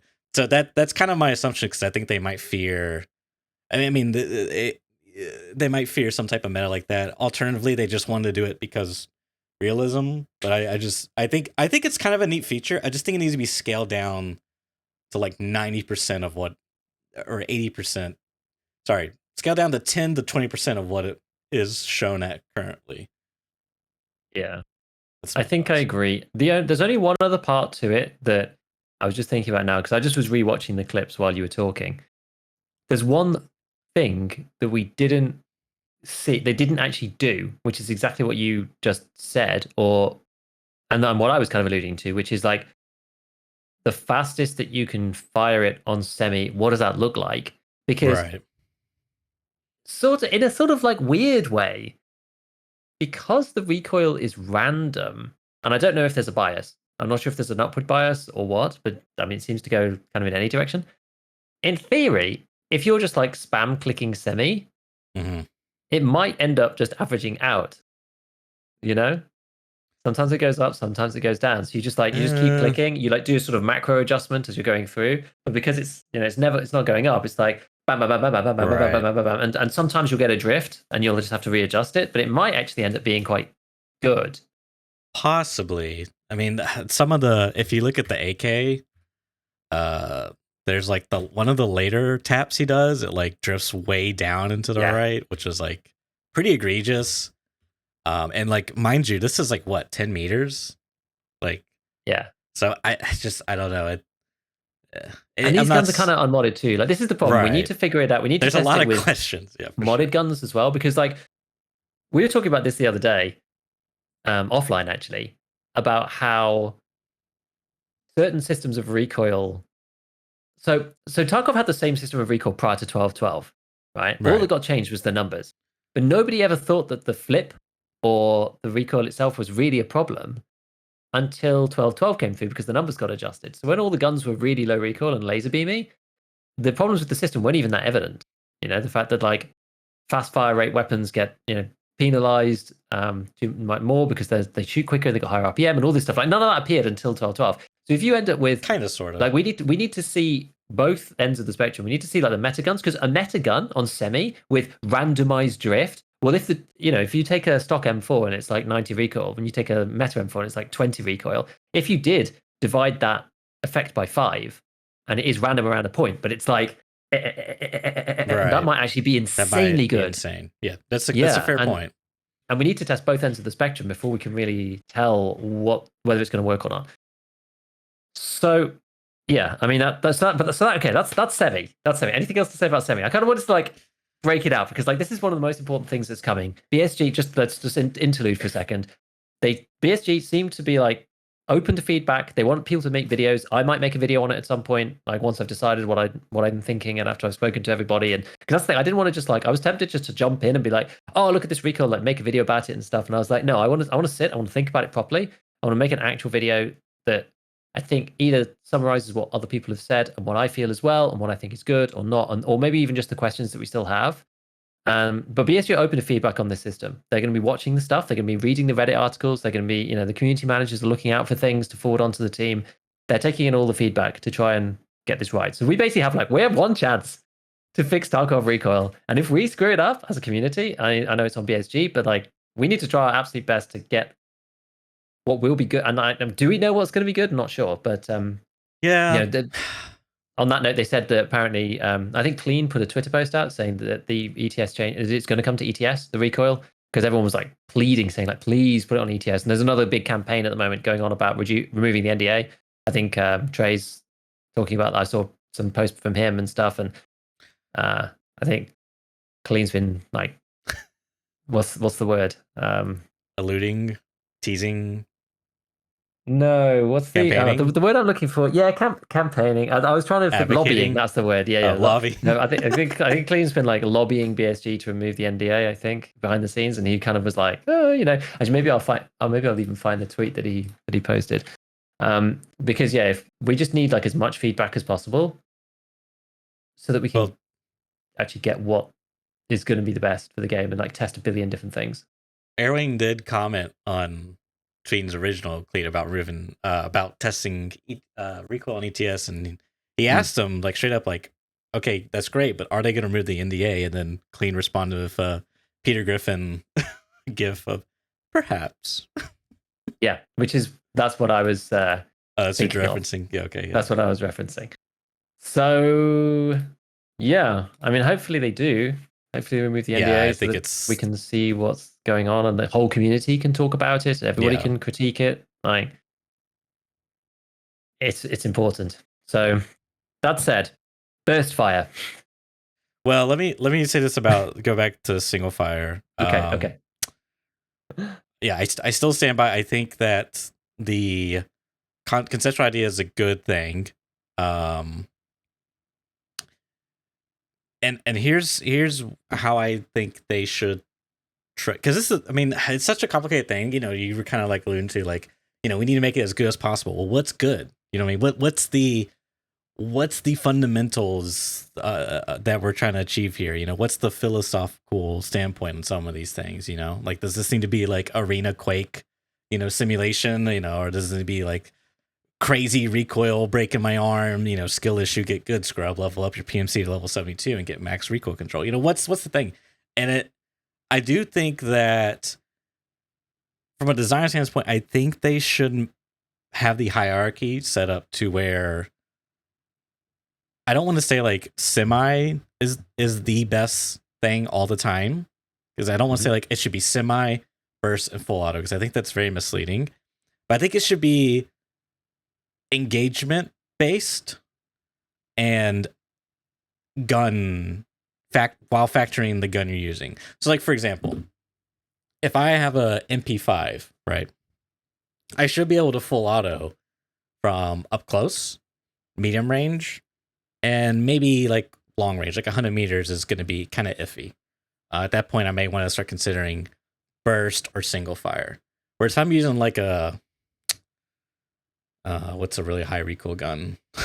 Foul, right? A short barrel foul. Okay. I want to be single tapping a lot of times, unless they're like my barrel is inside their belly button. You know what I mean? Yeah. So like, I want to have that like setup where, depending on the gun, and how it's modded, affects how I'm going to manipulate the gun in terms of firing it, right? And yeah. I do think that there should be a slight skew towards precision over volume is also another good phrasing. Because I fear that, and we're going to get into, but I fear that with this current system, how it's presented, again, it's a work in progress, but I fear that nothing's really changed, continue to full auto if we were to get this system as it is now. And I think that when the default option is full auto, it sort of like takes away a lot of aspects of the game. Like, to reference Battle Bit just a bit, it is a very like full auto meta, because the recoil essentially is, there is no recoil pattern, it's all vertical, right? And you have horizontal, just like in Tarkov, and it's random. And the meta is basically SMGs, because they have low recoil overall, vertical and horizontal. You just laser beam people across the map. Like, it's kind of crazy how good SMGs are in the game. And you don't necessarily want that either. But there is some cool aspects where some guns, like the AUG, for example, it has like a slow rate of fire and has like relatively okay recoil, but it has high velocity. And because of that, its DPS isn't that great, but it's like extremely good at like mid-range engagements, and if you want, you could go for like single taps, but it's kind of just like better for full auto. I'm kind of rambling, but my point is like I don't want to get into a spot where every gun, its default usage is full auto. That's Yeah. and that's pretty much what we have in Tarkov. Of course there's times where you want to single tap, you know, and get precision shots. You know, I'm not saying that's not the way to do things. Even in Metalbit, there's cases where you want to do that as well. But I like to see a bit more some type of hybrid between, do I choose to go for precision or do I choose to fight the recoil for volume and it's still challenging but like manageable. Yeah. Sorry. Yeah. I think that makes a lot of sense. Yeah. I think I do agree with you. It's a balance thing. And Mhm. it's like you said, depending on the gun, it's like it's not necessarily even a realism thing. It's just a playstyles and gun balance thing. If I'm using an MP5 and I'm taking a cartridge that is lower power and lower damage and lower pen, I should be able to full auto further than taking something high power. If I take something high power that has higher damage and pen, I'm going to suffer for it on full auto, but it either means that I need to be more skilled, which rewards the player, or I'm just not going to hit as many shots. So it's like that trade off. And I think there was some chat in my chat about what was wrong with Recoil, and I was like, originally, some people were saying like, oh, well, Recoil was fine. I actually had some conversations on Twitter as well with people, and my response is basically just like, initial recoil is too high on a lot of guns. Burst is useless at the moment. Full auto is good most of the time, although it does seem to be a bit less than it was. The full auto used to be insane. Before 12.12, full auto was the only game in town. You could just like 4 times full auto everybody with like M4s and stuff over 200 meters and things. It was just insane. You could easily keep a 4x on target on full auto Yeah. I prior to mean, 12.12. the one, sorry to interrupt and throw you, of course, a bit, but the one caveat I would say is like recoil was, in my experience, there's threads going back 5 years ago where people are complaining about recoil, and it's because the stock guns are so bad. Like the gap between stock and fully meta is so Yeah. bad. Like, and 12.12 obviously made everything quote unquote worse. You know what I mean? So like the problems became even more obvious, I think. But like the Yeah. starter guns were really bad. But once you got them fully modded, it's like, okay, this is pretty good, right? Yeah, so that's the thing. It's like when things are fully modded, full auto is probably the best playstyle, pretty much almost And always. I'm sorry. Then that's the other part, is like, in this discussion, is how do they want the mods to play into the system? Because I think one Yeah, fault as well is if you have mods drastically impacting the system, then your gap between, is a stock AK gonna look like 12.12, and then a fully modded AK is gonna look like this new perfect, modern society utopia recoil system that we're gonna get? Like, I don't think that's like gonna benefit, like be a good path. I think they want to possibly lean into having the gaps a lot closer. yeah, exactly. So the range of the guns matters Yeah. and probably should be brought closer together. So the stock guns are either stock guns are better and meta guns are worse, or some may keep the meta guns the same and make the stock guns better. Probably not make the meta guns worse. There's so many aspects to it, right? There's the balancing aspects that we talked about how still now, like a meta mutant is more controllable than certain weapons in 9mm, for example. Which is sad, I think. Which is just like silly. It's just there's balancing things like that. There's visual stuff like scope shadowing, blacking Right. out, camera recoil versus head, the flip around the pistol pivot grip. Like that's another element to it. So yeah, how it actually could like reticles disappearing out of the frames of red dots, scope shadowing on things like the TAC 30. That's like one thing, and that's camera recoil, weapon recoil, field of view, pivot points. Then you've got the intra guns things, like what does a fully modded gun look like versus an unmodded gun, and then you've got the playstyles between the modes, like we were just talking about, semi versus burst versus full. What does that look like? What should that look like? Right. Should burst fire be in the center somewhere? If you're using your MP5 in your, in our end game situation, it's like, okay, well, I can full auto out to this distance, but then should I be able to use burst after that? Because right now burst is probably like, it's not the biggest problem because most people just use either semi or full auto, so it's not like game breaking. But should burst be usable? Do we want burst to be usable? Do we want a 2 or 3 round burst to be good at a sort of middle distance? It means that they need to, you need to have like 2 or 3 shots on target. Would that make it better than semi-auto automatically? Or could it have like a bigger spread pattern than if you did semi rapidly with 3 shots? Like it should be, right? Like semi going bang, bang, bang should have a tighter pattern than going with the burst. But that should be tighter than doing 3 rounds on full auto. That's ultimately what it comes down to, right? Yeah, I mean, I get what you're saying. I just fear. Well, not necessarily like 3 rounds on full auto, but it should be tighter than like rounds 4 and 5 on full auto. Yeah, because you should be able to 100%. use burst on full auto mode manually without having it selected, right? But I think that's the you know what I safest mean. thing to do. Yeah. For the sake of realism alone. Yeah. And gameplay balance. There's more what I'm talking about and more what I care about. So does this system do this? Well, maybe for semi, it really depends. I don't really know.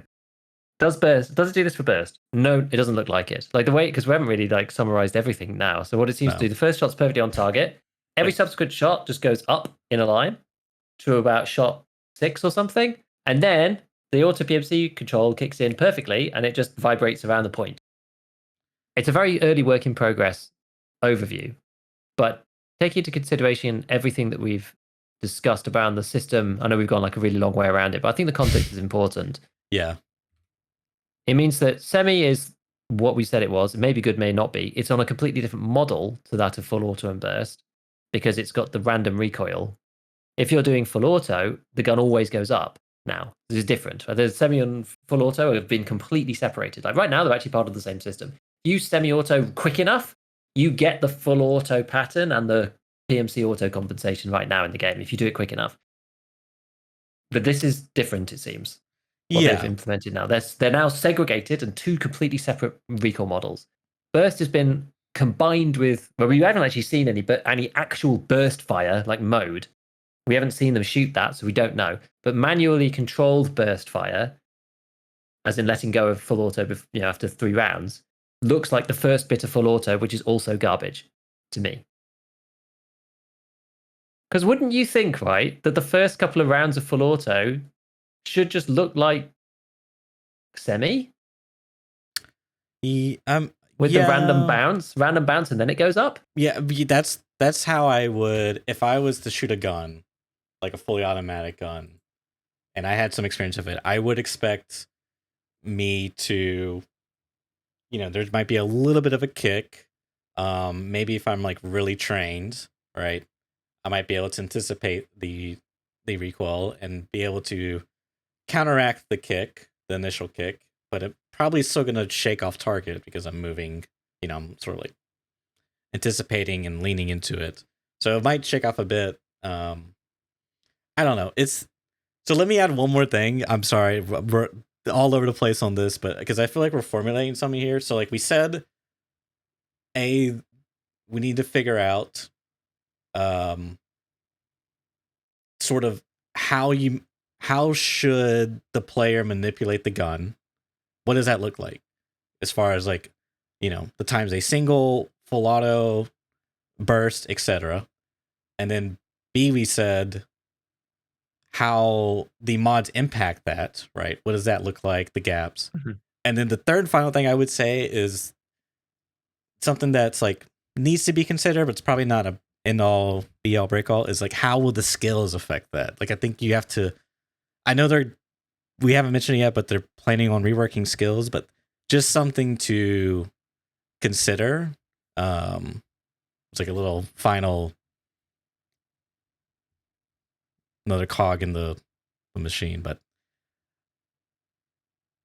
that sounds to me like an extension of the mods in some ways, because it's like they kind of do the things the mods do, but a bit more. So yeah, you have to think about it as in like someone fully skilled and fully modded. It's just like an extension to that, I think. Unless you're assuming you're keeping the same system. Yeah. I don't know. It's just something to have in the back of your mind. At least I'll say this. If you were to make a video, it's something targeted towards BSG. It's something you should mention. Like, hey, don't forget about skills. How should they interact with this? Should they be a linear buff? Should they be more niche? Like maybe SMGs, your SMG skills does what you want an SMG to do. Maybe it's more ergonomic. That way it's, it's snappier.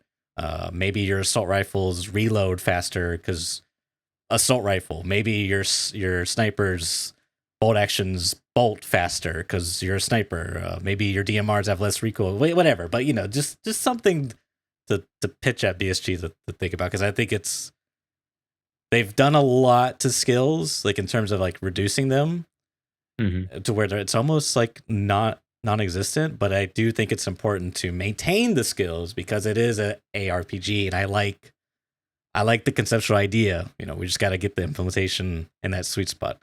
Anyways, let me say some positives about this recoil system. I've already talked about the single fire. The full auto, I think, is better. Like, if we were to give me this now, I think it's better.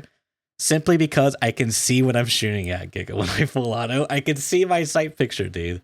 So I think that's instantly a W for me. Like, I don't love that it goes up as much as it does. So, like, the center of my screen isn't where my bullets are going, where my gun's aiming, you know what I mean? But it's something I can compensate for, right? Like, it's fine. Okay. Sorry, I know I'm like everywhere. Was there anything you wanted to say before I keep rambling? No, that's fine. It's a very bitty conversation with like lots of different topics to it. It's like we kind of like skills was the only thing I think that I had on my list, because like I'm probably going to make something about this, I think, at some point. And it's just useful to like thrash it out, but it's like it's not clean when you're thrashing it out in the first place. It just isn't, because it's not formulated right. And I don't know. That's the thing. I don't know what I want, and it all comes down to, why do we want certain things? What do we want players to do? This is always the stuff that we're talking about. What do we want players to actually do? And then how do we incentivize them to do this? And I almost feel like their system for semi, I think, might be okay. I think the system for burst is a little bit too much. I think, as per conversations going on in the chat, are that 3 rounds from full auto should look like 3 rounds from burst. And so the thing I have right now, semi basically is on a flat, like semi on average doesn't move your, like it moves your reticle, right? But on average, it doesn't have any bias. It goes in a random direction and resettles in a particular place. Okay, fine. We're gonna have to just play with it to see what that feels like. I don't really know. I think then the full auto model should probably take that as the starting point, but begin to apply an upward bias. So round number 2 looks like a semi-auto shot would. Just trying to think about whether this makes sense, because it happens quicker. You don't have a chance to readjust. So maybe it could just be the same. So it could just be like shot 2 and 3 basically look like semi-auto shots still, but obviously they happen very quickly, so it's kind of hard to adjust for them. And on shot 3, so you have a curve of like upward biasing, which begins as soon as you hold the button down, and it goes on for more than one shot. So the left click button is held down for shot 2. Okay, we begin the upward bias. That gradually increases. Shot 3, it's almost unnoticeable, and then after that, shot 4, you start to see it like properly clear away from the main center of the where it's been targeting previously, and then it goes up to shot 5 or 6 or something, and then level out again to where it is now. So like the final state of the full auto, I think, is okay. I think that's fine. And the problem I don't like about it is just like how it's like, here's single, and then like, oh, now it's burst. It's just a straight line, and then like, oh, now it's just suddenly stopped, and the PMC auto comp has come back in. If they could make that, if they could smooth that out, when you fired on burst, it would still use the same system. Maybe shot 3 is like slightly more wild, or it's like slightly higher. It's got a very small bias to being slightly higher, but like not by much, and not that you'd need to compensate for. But it would look like semi, but you obviously wouldn't be able to adjust for it because it's still moving around the center point. So your burst, it just goes da-da-da, and it's like around the area, da-da-da, da-da-da, da-da-da, around the area. And if you fire more than that, it's going to start to do the tick up until you hit the PMC comp like it kind of does now. I think that's where I'm getting to for this system. That would feel okay, because then that makes like semi, yes, you have to adjust. Burst, you don't get to adjust because it's too quick. So you get the 3 shots. They're sort of centered around the center somewhere. There's no upward bias particularly. Maybe a little bit, maybe a tiny bit at the end, but there's not really an upward bias. Maybe if you spam the button, I don't know. But then if you full auto, then you get the upward bias on like shot 4 and above until the PMC auto comp kicks in at like shot 6 or something, and then it's around the same point. So you still have to compensate with the mouse at the beginning for full auto, but it doesn't come back down again like it does now. I'm thinking that is where I'm at with it. What do you think of that? So let me Does that ask make sense?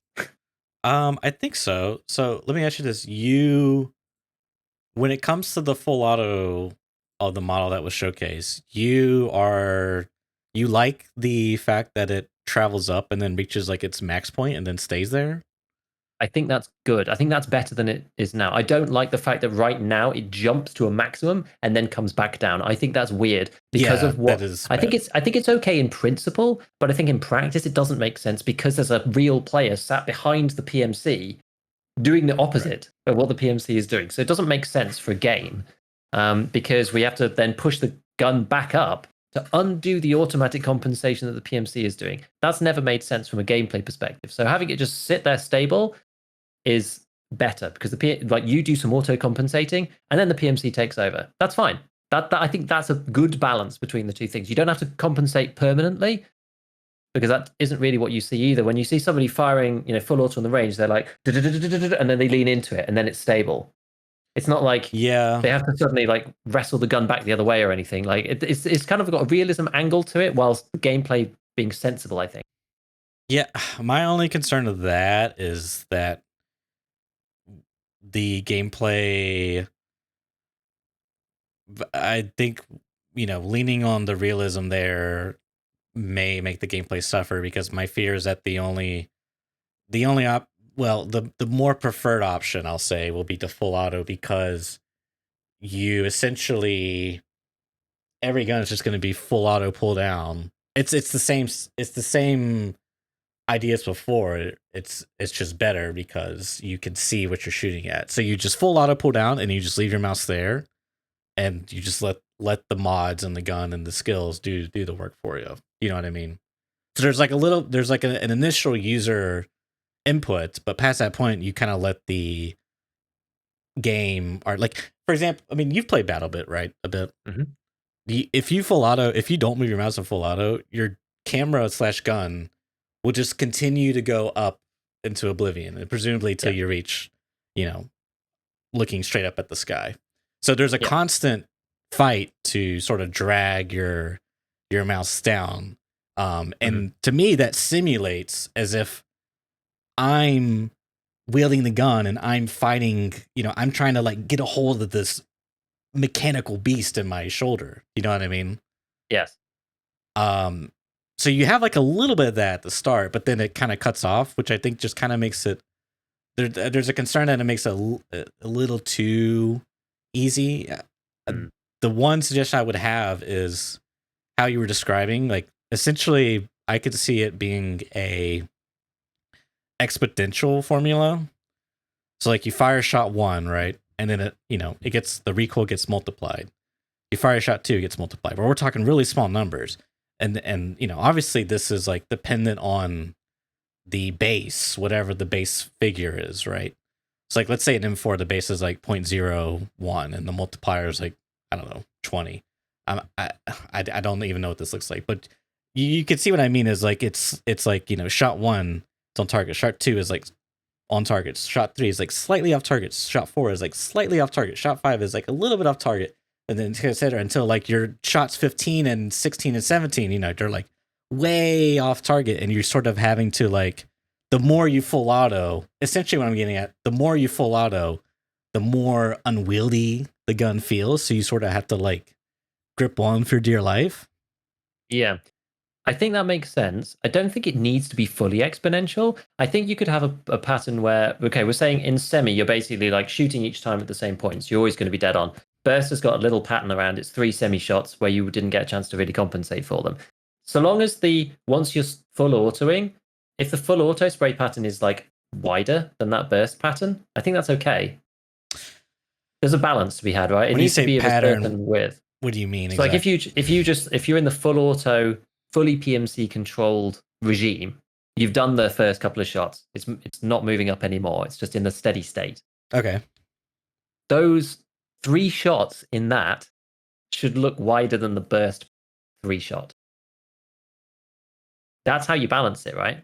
Because you're basically saying that burst fire is going to be give you a tighter spread than the full auto, fully PMC compensated model. So for full auto, not only do you have to compensate originally, when it's in the steady state regime after the compensation bit for the player is done, and you're just firing at a point, it should be wider than the guy that's bursting. Because the guy who's like doing burst fire is like, he's leaving gaps between his shots, right? So it's like, do I want to go for 3 shots, 3 shots, 3 shots versus the guy who's just like on continuous fire? And then it's a balance between like volume versus accuracy at that point. That's how I think you balance it. I don't know. No, I kind of like that. Because even in the demo that they showcased, it almost looked to me, and you tell me what you think, but it almost looked to me when they were full autoing that once it reached the apex, it started like the horizontal started to kick in more aggressively. I mean, it's hard to say if that's true or not. I don't think it is, but that could be the case, right? Maybe it's just more visually apparent because there is no more vertical recoil. That also makes sense. I mean, I'm looking at some of these like sprays. I mean, it does look like it, right? Because it's like dot dot dot dot in a line, and then the vertical, and then the full auto is like round in a ring. You know? Yeah. It certainly looks like that. For the sake of argument, let's assume that's the case. That could work. It's hard to say. This is the thing, you'd really have to like get it on hands and test it. Yeah. Because I essentially what I want to try to incentivize is, this idea of having to, if you're gonna do the full auto thing, if I'm going to fire M995 at 800 rounds per minute, I think there needs to be some trade-off to where, and not just some, but enough of a trade-off to incentivize me to go for precision versus volume. Yeah. Because I fear that if the full auto is not that disincentivizing for mid-range engagements, let's say, like I'm totally fine you full autoing 3 to 5, 7 shots, but I think like just mag dumping is where I'm a little concerned. Is like I don't want it to be like, because like, quite honestly in BattleBit you can literally just like hold down mouse 1, control the recoil, and just keep flicking from target to target. Like it's a lot of fun, but it's kind of broken at the same time. But it's okay because it's BattleBit. You know what I mean? Exactly. Where it's like Target, we're trying to go for like some type of like simulation RPG, first person shooter, tactical, right? The most tactical shooter known to mankind. It's why DMRs are so hard to use in BattleBit as well, though, really. Yeah, they're not very good. It's sad. I hope they get GigaBeef, but unfortunately, yeah, they're like in a weird middle ground. Yeah. Yeah, I don't know. This is interesting. I mean, maybe this is a skill issue for me, but I feel that, so the burst has very little horizontal, which is good. But I feel that burst is really hard to control because you have to just do very little. Because like controlling full auto, the controlling happens once, and then you just have to kind of keep it in the middle. Controlling burst is annoying because if it jumps each time, you have to do the control each time. You have to get it right, otherwise you end up undershooting, overshooting. Like it's a bit of a skill issue. It makes burst really hard to do. I just feel that like a lot of people just default to full auto because it's so much easier to use than burst. I think that's why I think burst needs a bit more love than it's got. Yeah, absolutely. And I think even the skill players would still do full auto simply because it's more consistent. Like it's going to be, even for the most skilled player, it's going to be easier to full auto than it is going to be like trying to get the perfect rhythmic of bursting, dragging, resetting. Yeah. It's just too much work. So I think burst needs to just like not require compensation, do you know? To some extent, yeah. To some extent. And that's why I think if you have it as like a exponential formula that you can sort of like adjust, right? Based off the gun. Like the SA-58, you probably want it like it's still gonna be exponential, but you probably want it to be more exponentially greater than an M4. Like maybe an M4, it's modded, whatever. It's like fine shots 3 to 5 or like relatively on target at 50 meters. Whereas the SA58, maybe you only want this first shot to be on target, and shots 2 to 3 are like off target at 50 meters. But at 25 meters, it's like the M4 shots 1 to 10 are like relatively on target at 25 meters, whereas the SA58 shots 1 to 2 are like relatively on target at 25 meters. You know what I mean? Like you need to have it to where it's like there's enough room in this system for different guns to behave differently,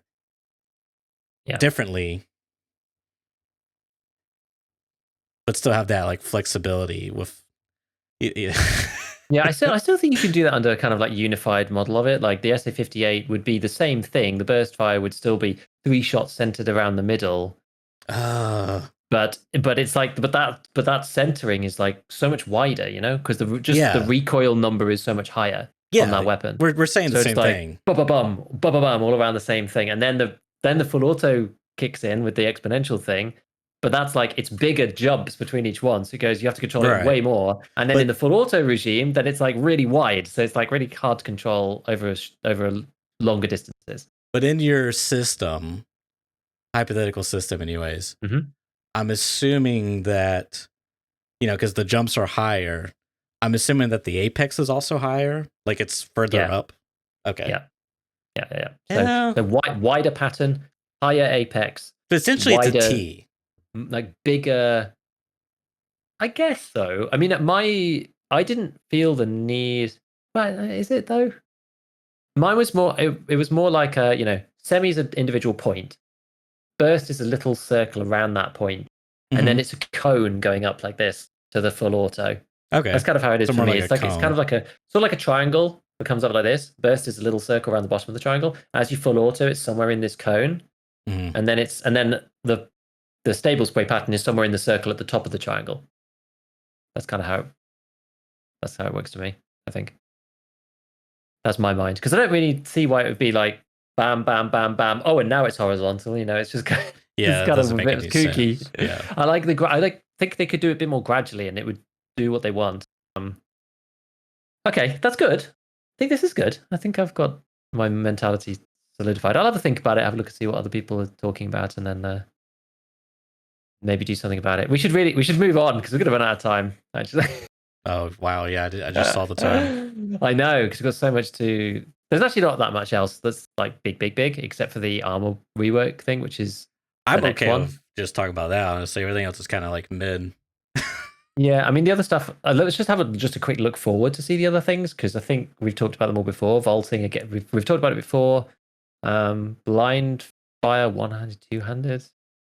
Okay, is it going to matter that much? Like we've talked about most of these things. Lightkeeper services, it's good that they've acknowledged that's coming in the December, like the winter update. More streets, left shoulder shooting, which is big.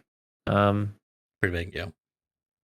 And then some other things that could mean all sorts of stuff, right? Balancing changes to mechanic. I mean, who knows what that means? Leveling, skill, weapon, mastering, rebalance. Who knows what that could mean?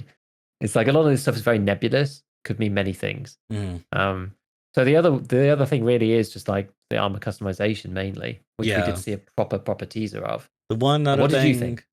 Oh yeah, go on. Weapon bipods. I think that's going to be pretty significant for certain guns. Okay, probably. Depending on how it's opened, of course. A few other minor notes. Painkillers is going to be gone. Like the effect, excuse me, the blurry the pixelization of painkillers is going to be removed. I think that's huge, and a lot of people seem really happy about that. Not just for streamers, but for like normal people too, because now it's just better to have a more consistent sharpness. You don't have to worry about over sharpening, too blurry, whatever. It's a good thing all around. Okay, yeah, that's it. So, armorization. I am sad that the penalties are still the turn speed penalties are still the thing. I was one man spamming the chat in the Tarkov TV cast, like he doesn't read my questions. Like, when will one man spam, one man ban? But yeah, So I'm hoping that Nikita is going to stick to that. You know, whether it's removed or it's like redesigned, I'm okay with either. I just have to get this out there because it just playing Battle Bit is just like reminding me of how much I miss having consistency in aiming, because I can feel myself improving, you know, and it's I can see it, and it's just a great. It's just a. It just feels like I'm playing an actual first person shooter. Like, I'm sorry, I am going to die on this hill that needs to be reworked or removed, one or the other. So, anyways, yeah, because I saw the plates had that turn speed modifier on them. I was like, oh, why are they still putting that in? But overall, I'm excited for the rework. I think it's, you know, we've talked about before, it is a little concerning how potentially ammo will be less meaningful, but is that necessarily a bad thing? I can't say. Maybe there needs to be like some adjustments to HP pools, like in thorax, or you know, some rebalancing to parts. You know, I'm not sure, Yeah. but regardless, I think it's gonna be fun at the very, like, any change, any new change is just fun to get my hands on and play, like in a current gaming system. So I think it'll be fun. Definitely. Yeah, it's going to be a big change. I think the biggest thing for me that we need to see before we can decide what is a bigger range of armors. Like the only things we've seen for now is the Trooper, the Slick, both of which are tiny and allow shots through the side or through the front, which is fair enough. And we've seen the Thor, the big one, and the Zabralo. Those are the only four armors we've seen. So we've kind of seen like the two extreme ends of the spectrum. The Slick and the Trooper, as I said, they're very small. They only cover some tiny little areas. They do. Let me see if I can find the list, because there is yeah. So the new hitbox list is back and chest, left side, right side. So I think I don't know whether the armpits are ever going to be protected. Presumably not, but I guess not, because like I'm looking at like the Thor here, right? And that's one of the biggest armors in the game. I think even if you look at the Zabralo, it's the same. So you've got back What and about chest, left side, right side, neck, and then you've got front, left, right, and back plates on top of that. what about the killer armor and the Quran? Do they cover armpits? I guess they wouldn't, or Gazelle even. I just don't think that they can, because like your arm comes through the armor Right. at some point. And well, you know what? Actually, tell a lie. What about like the Gen 4? Because that comes like around your whole arm, doesn't it? Yeah, but I think it's like, oh yeah, but I do think there's like, you know, sleeves to like cutouts for your underarm, like your what's below your bicep, your tricep. Like I think there's open space there. I could be wrong. Maybe it's just going to depend purely on the armor. I'm not sure yet. But anyway, so I'm trying to find the one with Zabralo. I'm pretty sure there was a Zabralo one that they showed. Yeah. Oh yeah, here we go. Yeah, so the Zabralo one, again, it's chest, back, right, left, neck, stomach, right shoulder, left shoulder. Maybe there are some extras actually, because Zabralo seems to have some extra pieces. That's got a gap underneath your like shoulder. But I feel like the Gen 4 full has got it like under your arm. We're gonna have to see. And that's got like 4 plates on it. But what's interesting about these big armors, this is kind of what we suspected, that you're gonna have your armor itself, which has got some level of protection in it automatically. I don't know if they showed it for the Zabralo, but for the Thor at least, I think it was class 3. So all of the normal pieces, chest, back, left side, right side, neck, they're all like class 3. And then you can add, you know, class 6 plate, front, back, left, right. Right. So you're not unprotected in those other places necessarily. Like, yeah, you might have like maybe a slot here under your arm or whatever, like depending on the armor.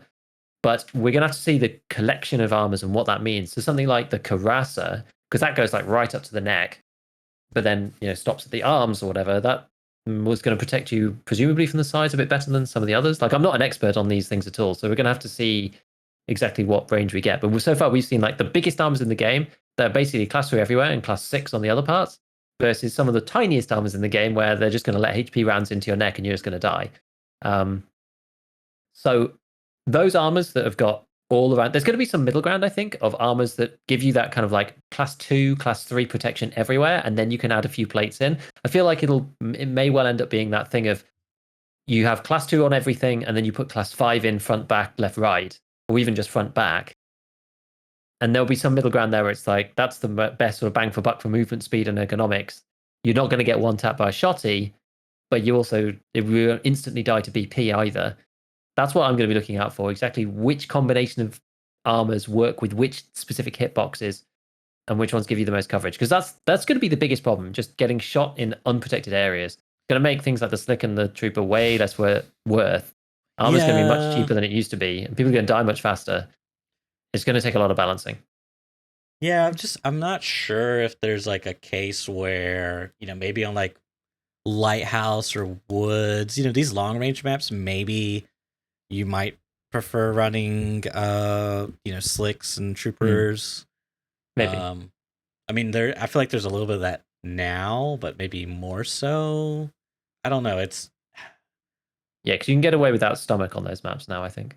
Yeah, but at the same time, if you get two tapped by some sniper round because one hits your plate, one hits your neck, the collarbone. I don't know. It's tricky. It's tricky. I really just can't see me. I don't know. Maybe the meta will be Thor. Okay, and we'll just have to set our sensitivities higher and just always run Thors. I'm not sure. And the other question too. I'm sorry, I can't shut up about this. But if my plate, I'm assuming it's not the case. But if my plate dies, does it? If it gets zeroed, does the penalties get removed? I'm assuming not. But then I'm assuming not. If I want to change, like if I want to change my plate, I guess that'd be fine. We keep the same sensitivity, but if you want to take it out and get it back in insurance so you can repair it, then your sensitivity is going to increase. Yeah, I mean, there's some minor annoyances around that, but it is what it is. So yeah, overall though, I'm looking forward to this. I think it'll be fun. One thing, jumping back to Recoil real quick, one thing I just remembered is they need to also factor in ergo. What does ergo look like? Because one other issue is that if you could do all this stuff to recoil, but I still think they need to look at hipfire / non ADS fire. So I think there is a concern that ergo is not meaningful and you still stack on recoil. Mm-hmm. And part of the reason why hipfire is so strong is because the flip nowadays. So even though they removed the flip, let's say you can still see your sight picture. How does hipfire perform? If whatever system put in, if it's still like a pain to ADS and shoot, well, you kind of just like circumvent part of that issue by not participating in ADSing. So I don't know. I think that one thing that came up is like something needs to be looked at in regards to ergo / hipfire, because I feel like there's a bit of too much of a skew on that. Like hipfire is just kind of too strong, I think. Because you move faster, you have better sight picture. Like, do you want to be aim punch while you're ADS, or do you want to be aim punch while you're hipfire? I'll take hipfire all the time. Do you think that they could do that purely by buffing ADS? Yes. Like leave point fire the way it is, and just buff ADS. So do some of the things that we talked about, like more ergo increases like your ADS move speed, for example. So if you've got like a high ergo gun, and you get like, you're not near point fire speeds, but like there's some kind of trade off there. I guess that still means that if you've got like a foul, you still rather just point fire it if you've got a zero ergo build. What was the other thing that we said? That was what Numbers of Tarkov was talking about, was like ergo gives tighter point fire spread. Yeah, I think they need to do something. And that makes point fire even better. But at least you have to sacrifice recoil for it. See, now you can sacrifice ergo and not care at all. Like that's true, yeah, because yes, that's true, because you normally just stack on recoil and then that just gives you better point fire. Like who cares? Like who cares if I have zero ergo? I have max recoil. My gun still shoots perfectly. So there obviously there's cases where you care the ADS, but it's like ADS behind cover lean out problems. There need, like, in other words, there. I think you want to have um like long story short, make short builds great again. Like, make not great again, but make them good. Like, if if I want to build a short SA58, I'm fine having cons on recoil been shitty. I just don't want the default to be stack on recoil reduction and hip fire. It's full auto. Like, I don't like that meta. It's not fun. It's not interesting. It's shitty in my opinion. I enjoy how in the past they're just like, hey, we'll fix it by giving you even more ergo to make short builds. And everyone's just like, ergo's not valuable, so I'm still going to make the long build. Yeah, You can and give me as much ergo as you want, and I'll still make the yeah, long build because it's got less recoil. yeah. Yeah, it's important. I don't really know what you just like. Yeah, I just think, like, if you're gonna have a gun be short, then it should, like, it's okay. It's a short gun, so it's more maneuverable in close quarter combat. So, like, it in some way it should perform better in that situation. Whether it's obviously should be snappier, but maybe it should, like, hip fire better. Like, maybe they need to redo the laser flashlight bonus that you get. Like, maybe that just needs to be cut, and instead it's like based off ergo.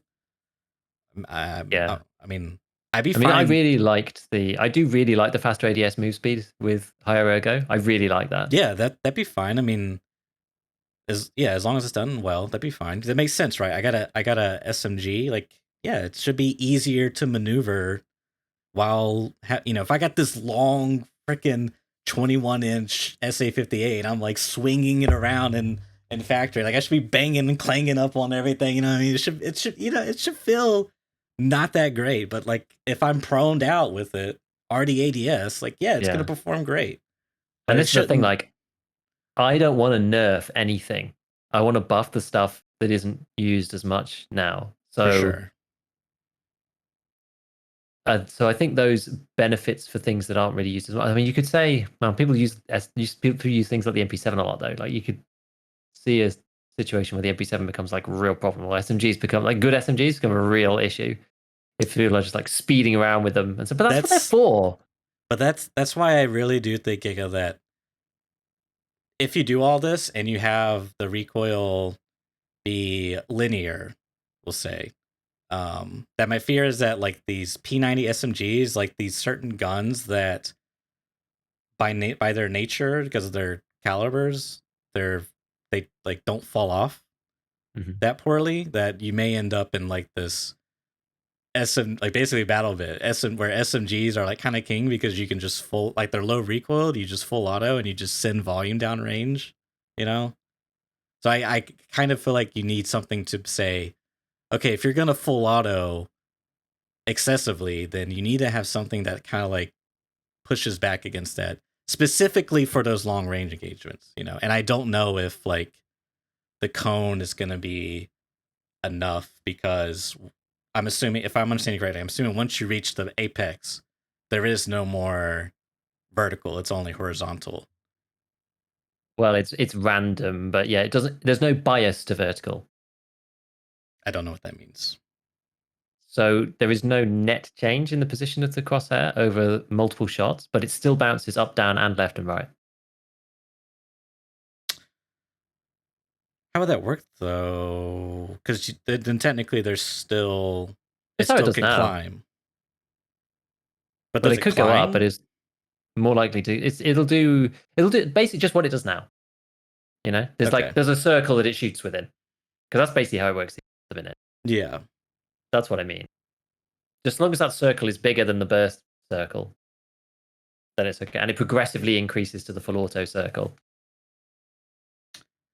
Right. Yeah, that's just my fear, is like, because I mean, obviously an SMG is going to be low recoil, right? So, like, Yeah, this so you're thinking like the circle, full auto circle is like also going to be small, which is true. like, sure, the burst is smaller than the full auto, but, like, relatively speaking, the Yeah, they circle, both still just a dot. Yeah. yeah, it's like it's still small. The full auto circle is still small. You know what I mean? You'd have to tweak those profiles based on the gun, I think. Because then like Of semi and course. burst would be really dead on. But then yeah, you just have to crank up that multiplier so that okay, maybe for the P90, like the multiplier, like the circle's very small at the bottom, but it goes wider than other guns or something because it's an SMG. Or just to compensate for the fact that if the M4 was like this and then this, and the P90 is like this, to stop it being like teeny tiny at the top, it just needs to be wider than the M4 to make it like similar or something You could along do those lines. that where it's like, yeah, no, I could see that. You could do that where basically it's extremely linear, and then once it gets to the end, it just like ramps up. When I say linear, I mean vertical. And then once it gets to the end, it just like ramps up horizontally to where it's like sporadically left and right. Kind of. I don't think it needs to be crazy, but it obviously needs to be challenging. It can't just be this gun has low recoil automatically, and so the recoil is still 0.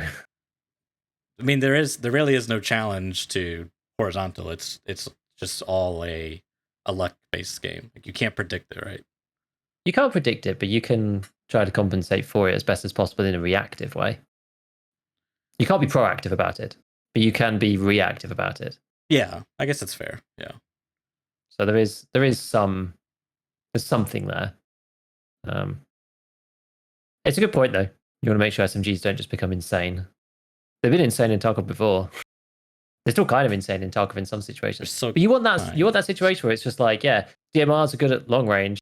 Assault rifles are kind of good at everything, but they don't beat a DMR. Well, that's the thing though. It's just like, well, you're saying like, okay, should anything can win in Tarkov, but it's like between two equally skilled users, a guy with a DMR at 200 meters should beat the guy with the assault rifle at 200 meters, but the guy at 20 meters should also beat the guy with the assault rifle at 20 meters with an SMG. I'm saying those guys have both made trade-offs. Those guys are both, they're favored, exactly. Yeah. Those guys have both made trade-offs for their respective play style. Exactly. And the guy with the AR can deal with both situations, but has maybe a small disadvantage against a specialist in each of the scenarios, right? Or maybe the AR is the best at, 100 meters, something like that. Yeah, and I'm totally fine there being like the P90. Maybe it's like the catch-all. It's like mediocre at everything, close, mid, long, whatever. But like if I want, well, it suck. Yeah, but like if I want a M4, and typically it's used as a mid-range specialist, right? And people kit it out for that. I want the ability to make it a baby M4. I want to have like an SMG M4. It's like, it's a really beefy SMG, quote unquote, but it's, it has the recoil-ish of an AR. You know what I mean? Yeah, kind of, yeah. But it still plays like a pseudo SMG, Yeah, you don't get the recoil necessarily, but you do get like the move speed bonus, for example. Exactly, or like the snappiness of it, Yeah. Yeah. Which is sort of how it works now a bit, but yeah, Ergo's not valuable enough, so it doesn't. It feels snappy, 100 Ergo M4 is just like, I would say because of the flip, yeah, definitely recoil is just like insanely valuable. Like anything to mitigate that flip, make it, yeah, and truthfully, really, horizontal is the biggest thing. You just want you want less RNG, more vertical, better.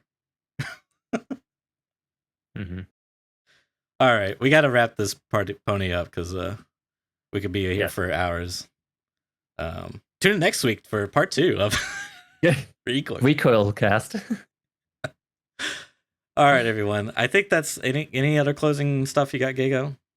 Anything last you want to shoot out? I guess the only other thing, the very, very last thing is like, when do we think the wipe is going to be? There is a new leaderboard, which means that people can, like, 10 people on the leaderboard, I think, like top 10 in these particular categories can get access. They get like extra stash space permanently forever. There's a website for it. I can't remember what it is off the top of my head, but you can go to that and check who's winning. The Chads seem to be vying for the number of kills one. That seems to be like the selected, Chad playground of the leaderboard, because the rest of them are kind of like long shots and survival rate and other stuff like this. Whereas people have picked like PMC kills as the ones. You've got like Tiggs and Hyper Rat and Desmond like vying for the top spot in there, which is kind of cool. And like Sheaf, people like that, which is kind of fun. I think that's pretty cool. Originally, I think that came out as, I can't remember if it was like, it said 24 days or something. It was like, it's called Season 13.5 or something for the leaderboard, which is like really weird. But that was like, it had like a 25-day counter on it, but then they updated it and changed it to a 42-day counter.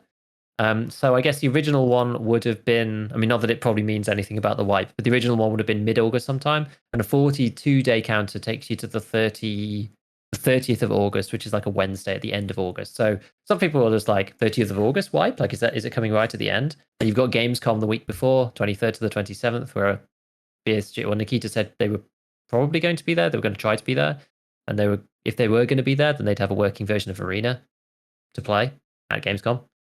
So who knows whether they wipe as soon as they get back from Gamescom? It's plausible. Nobody really knows. Doesn't necessarily mean anything. But yeah, could be then, could be earlier. Don't really know. That was it. That was the only other thing really about this leaderboard and like when wipe timing, because we don't know. It could be any time in August. We just don't really know. So it's speculation. We are guessing. Could even be delayed. God forbid. Could even be delayed. Gosh, I know. Goodness me. Who knows? I like that was it really. I like that they included the different categories like longest snipe, stash value. I like that it's more inclusive than KD or something. So I think that's cool. I like the leaderboards. So check it out. That's if that's your thing. All right. With that, we will be wrapping it up. Thanks everyone for tuning in as always, and we will see you all next week. Bye bye.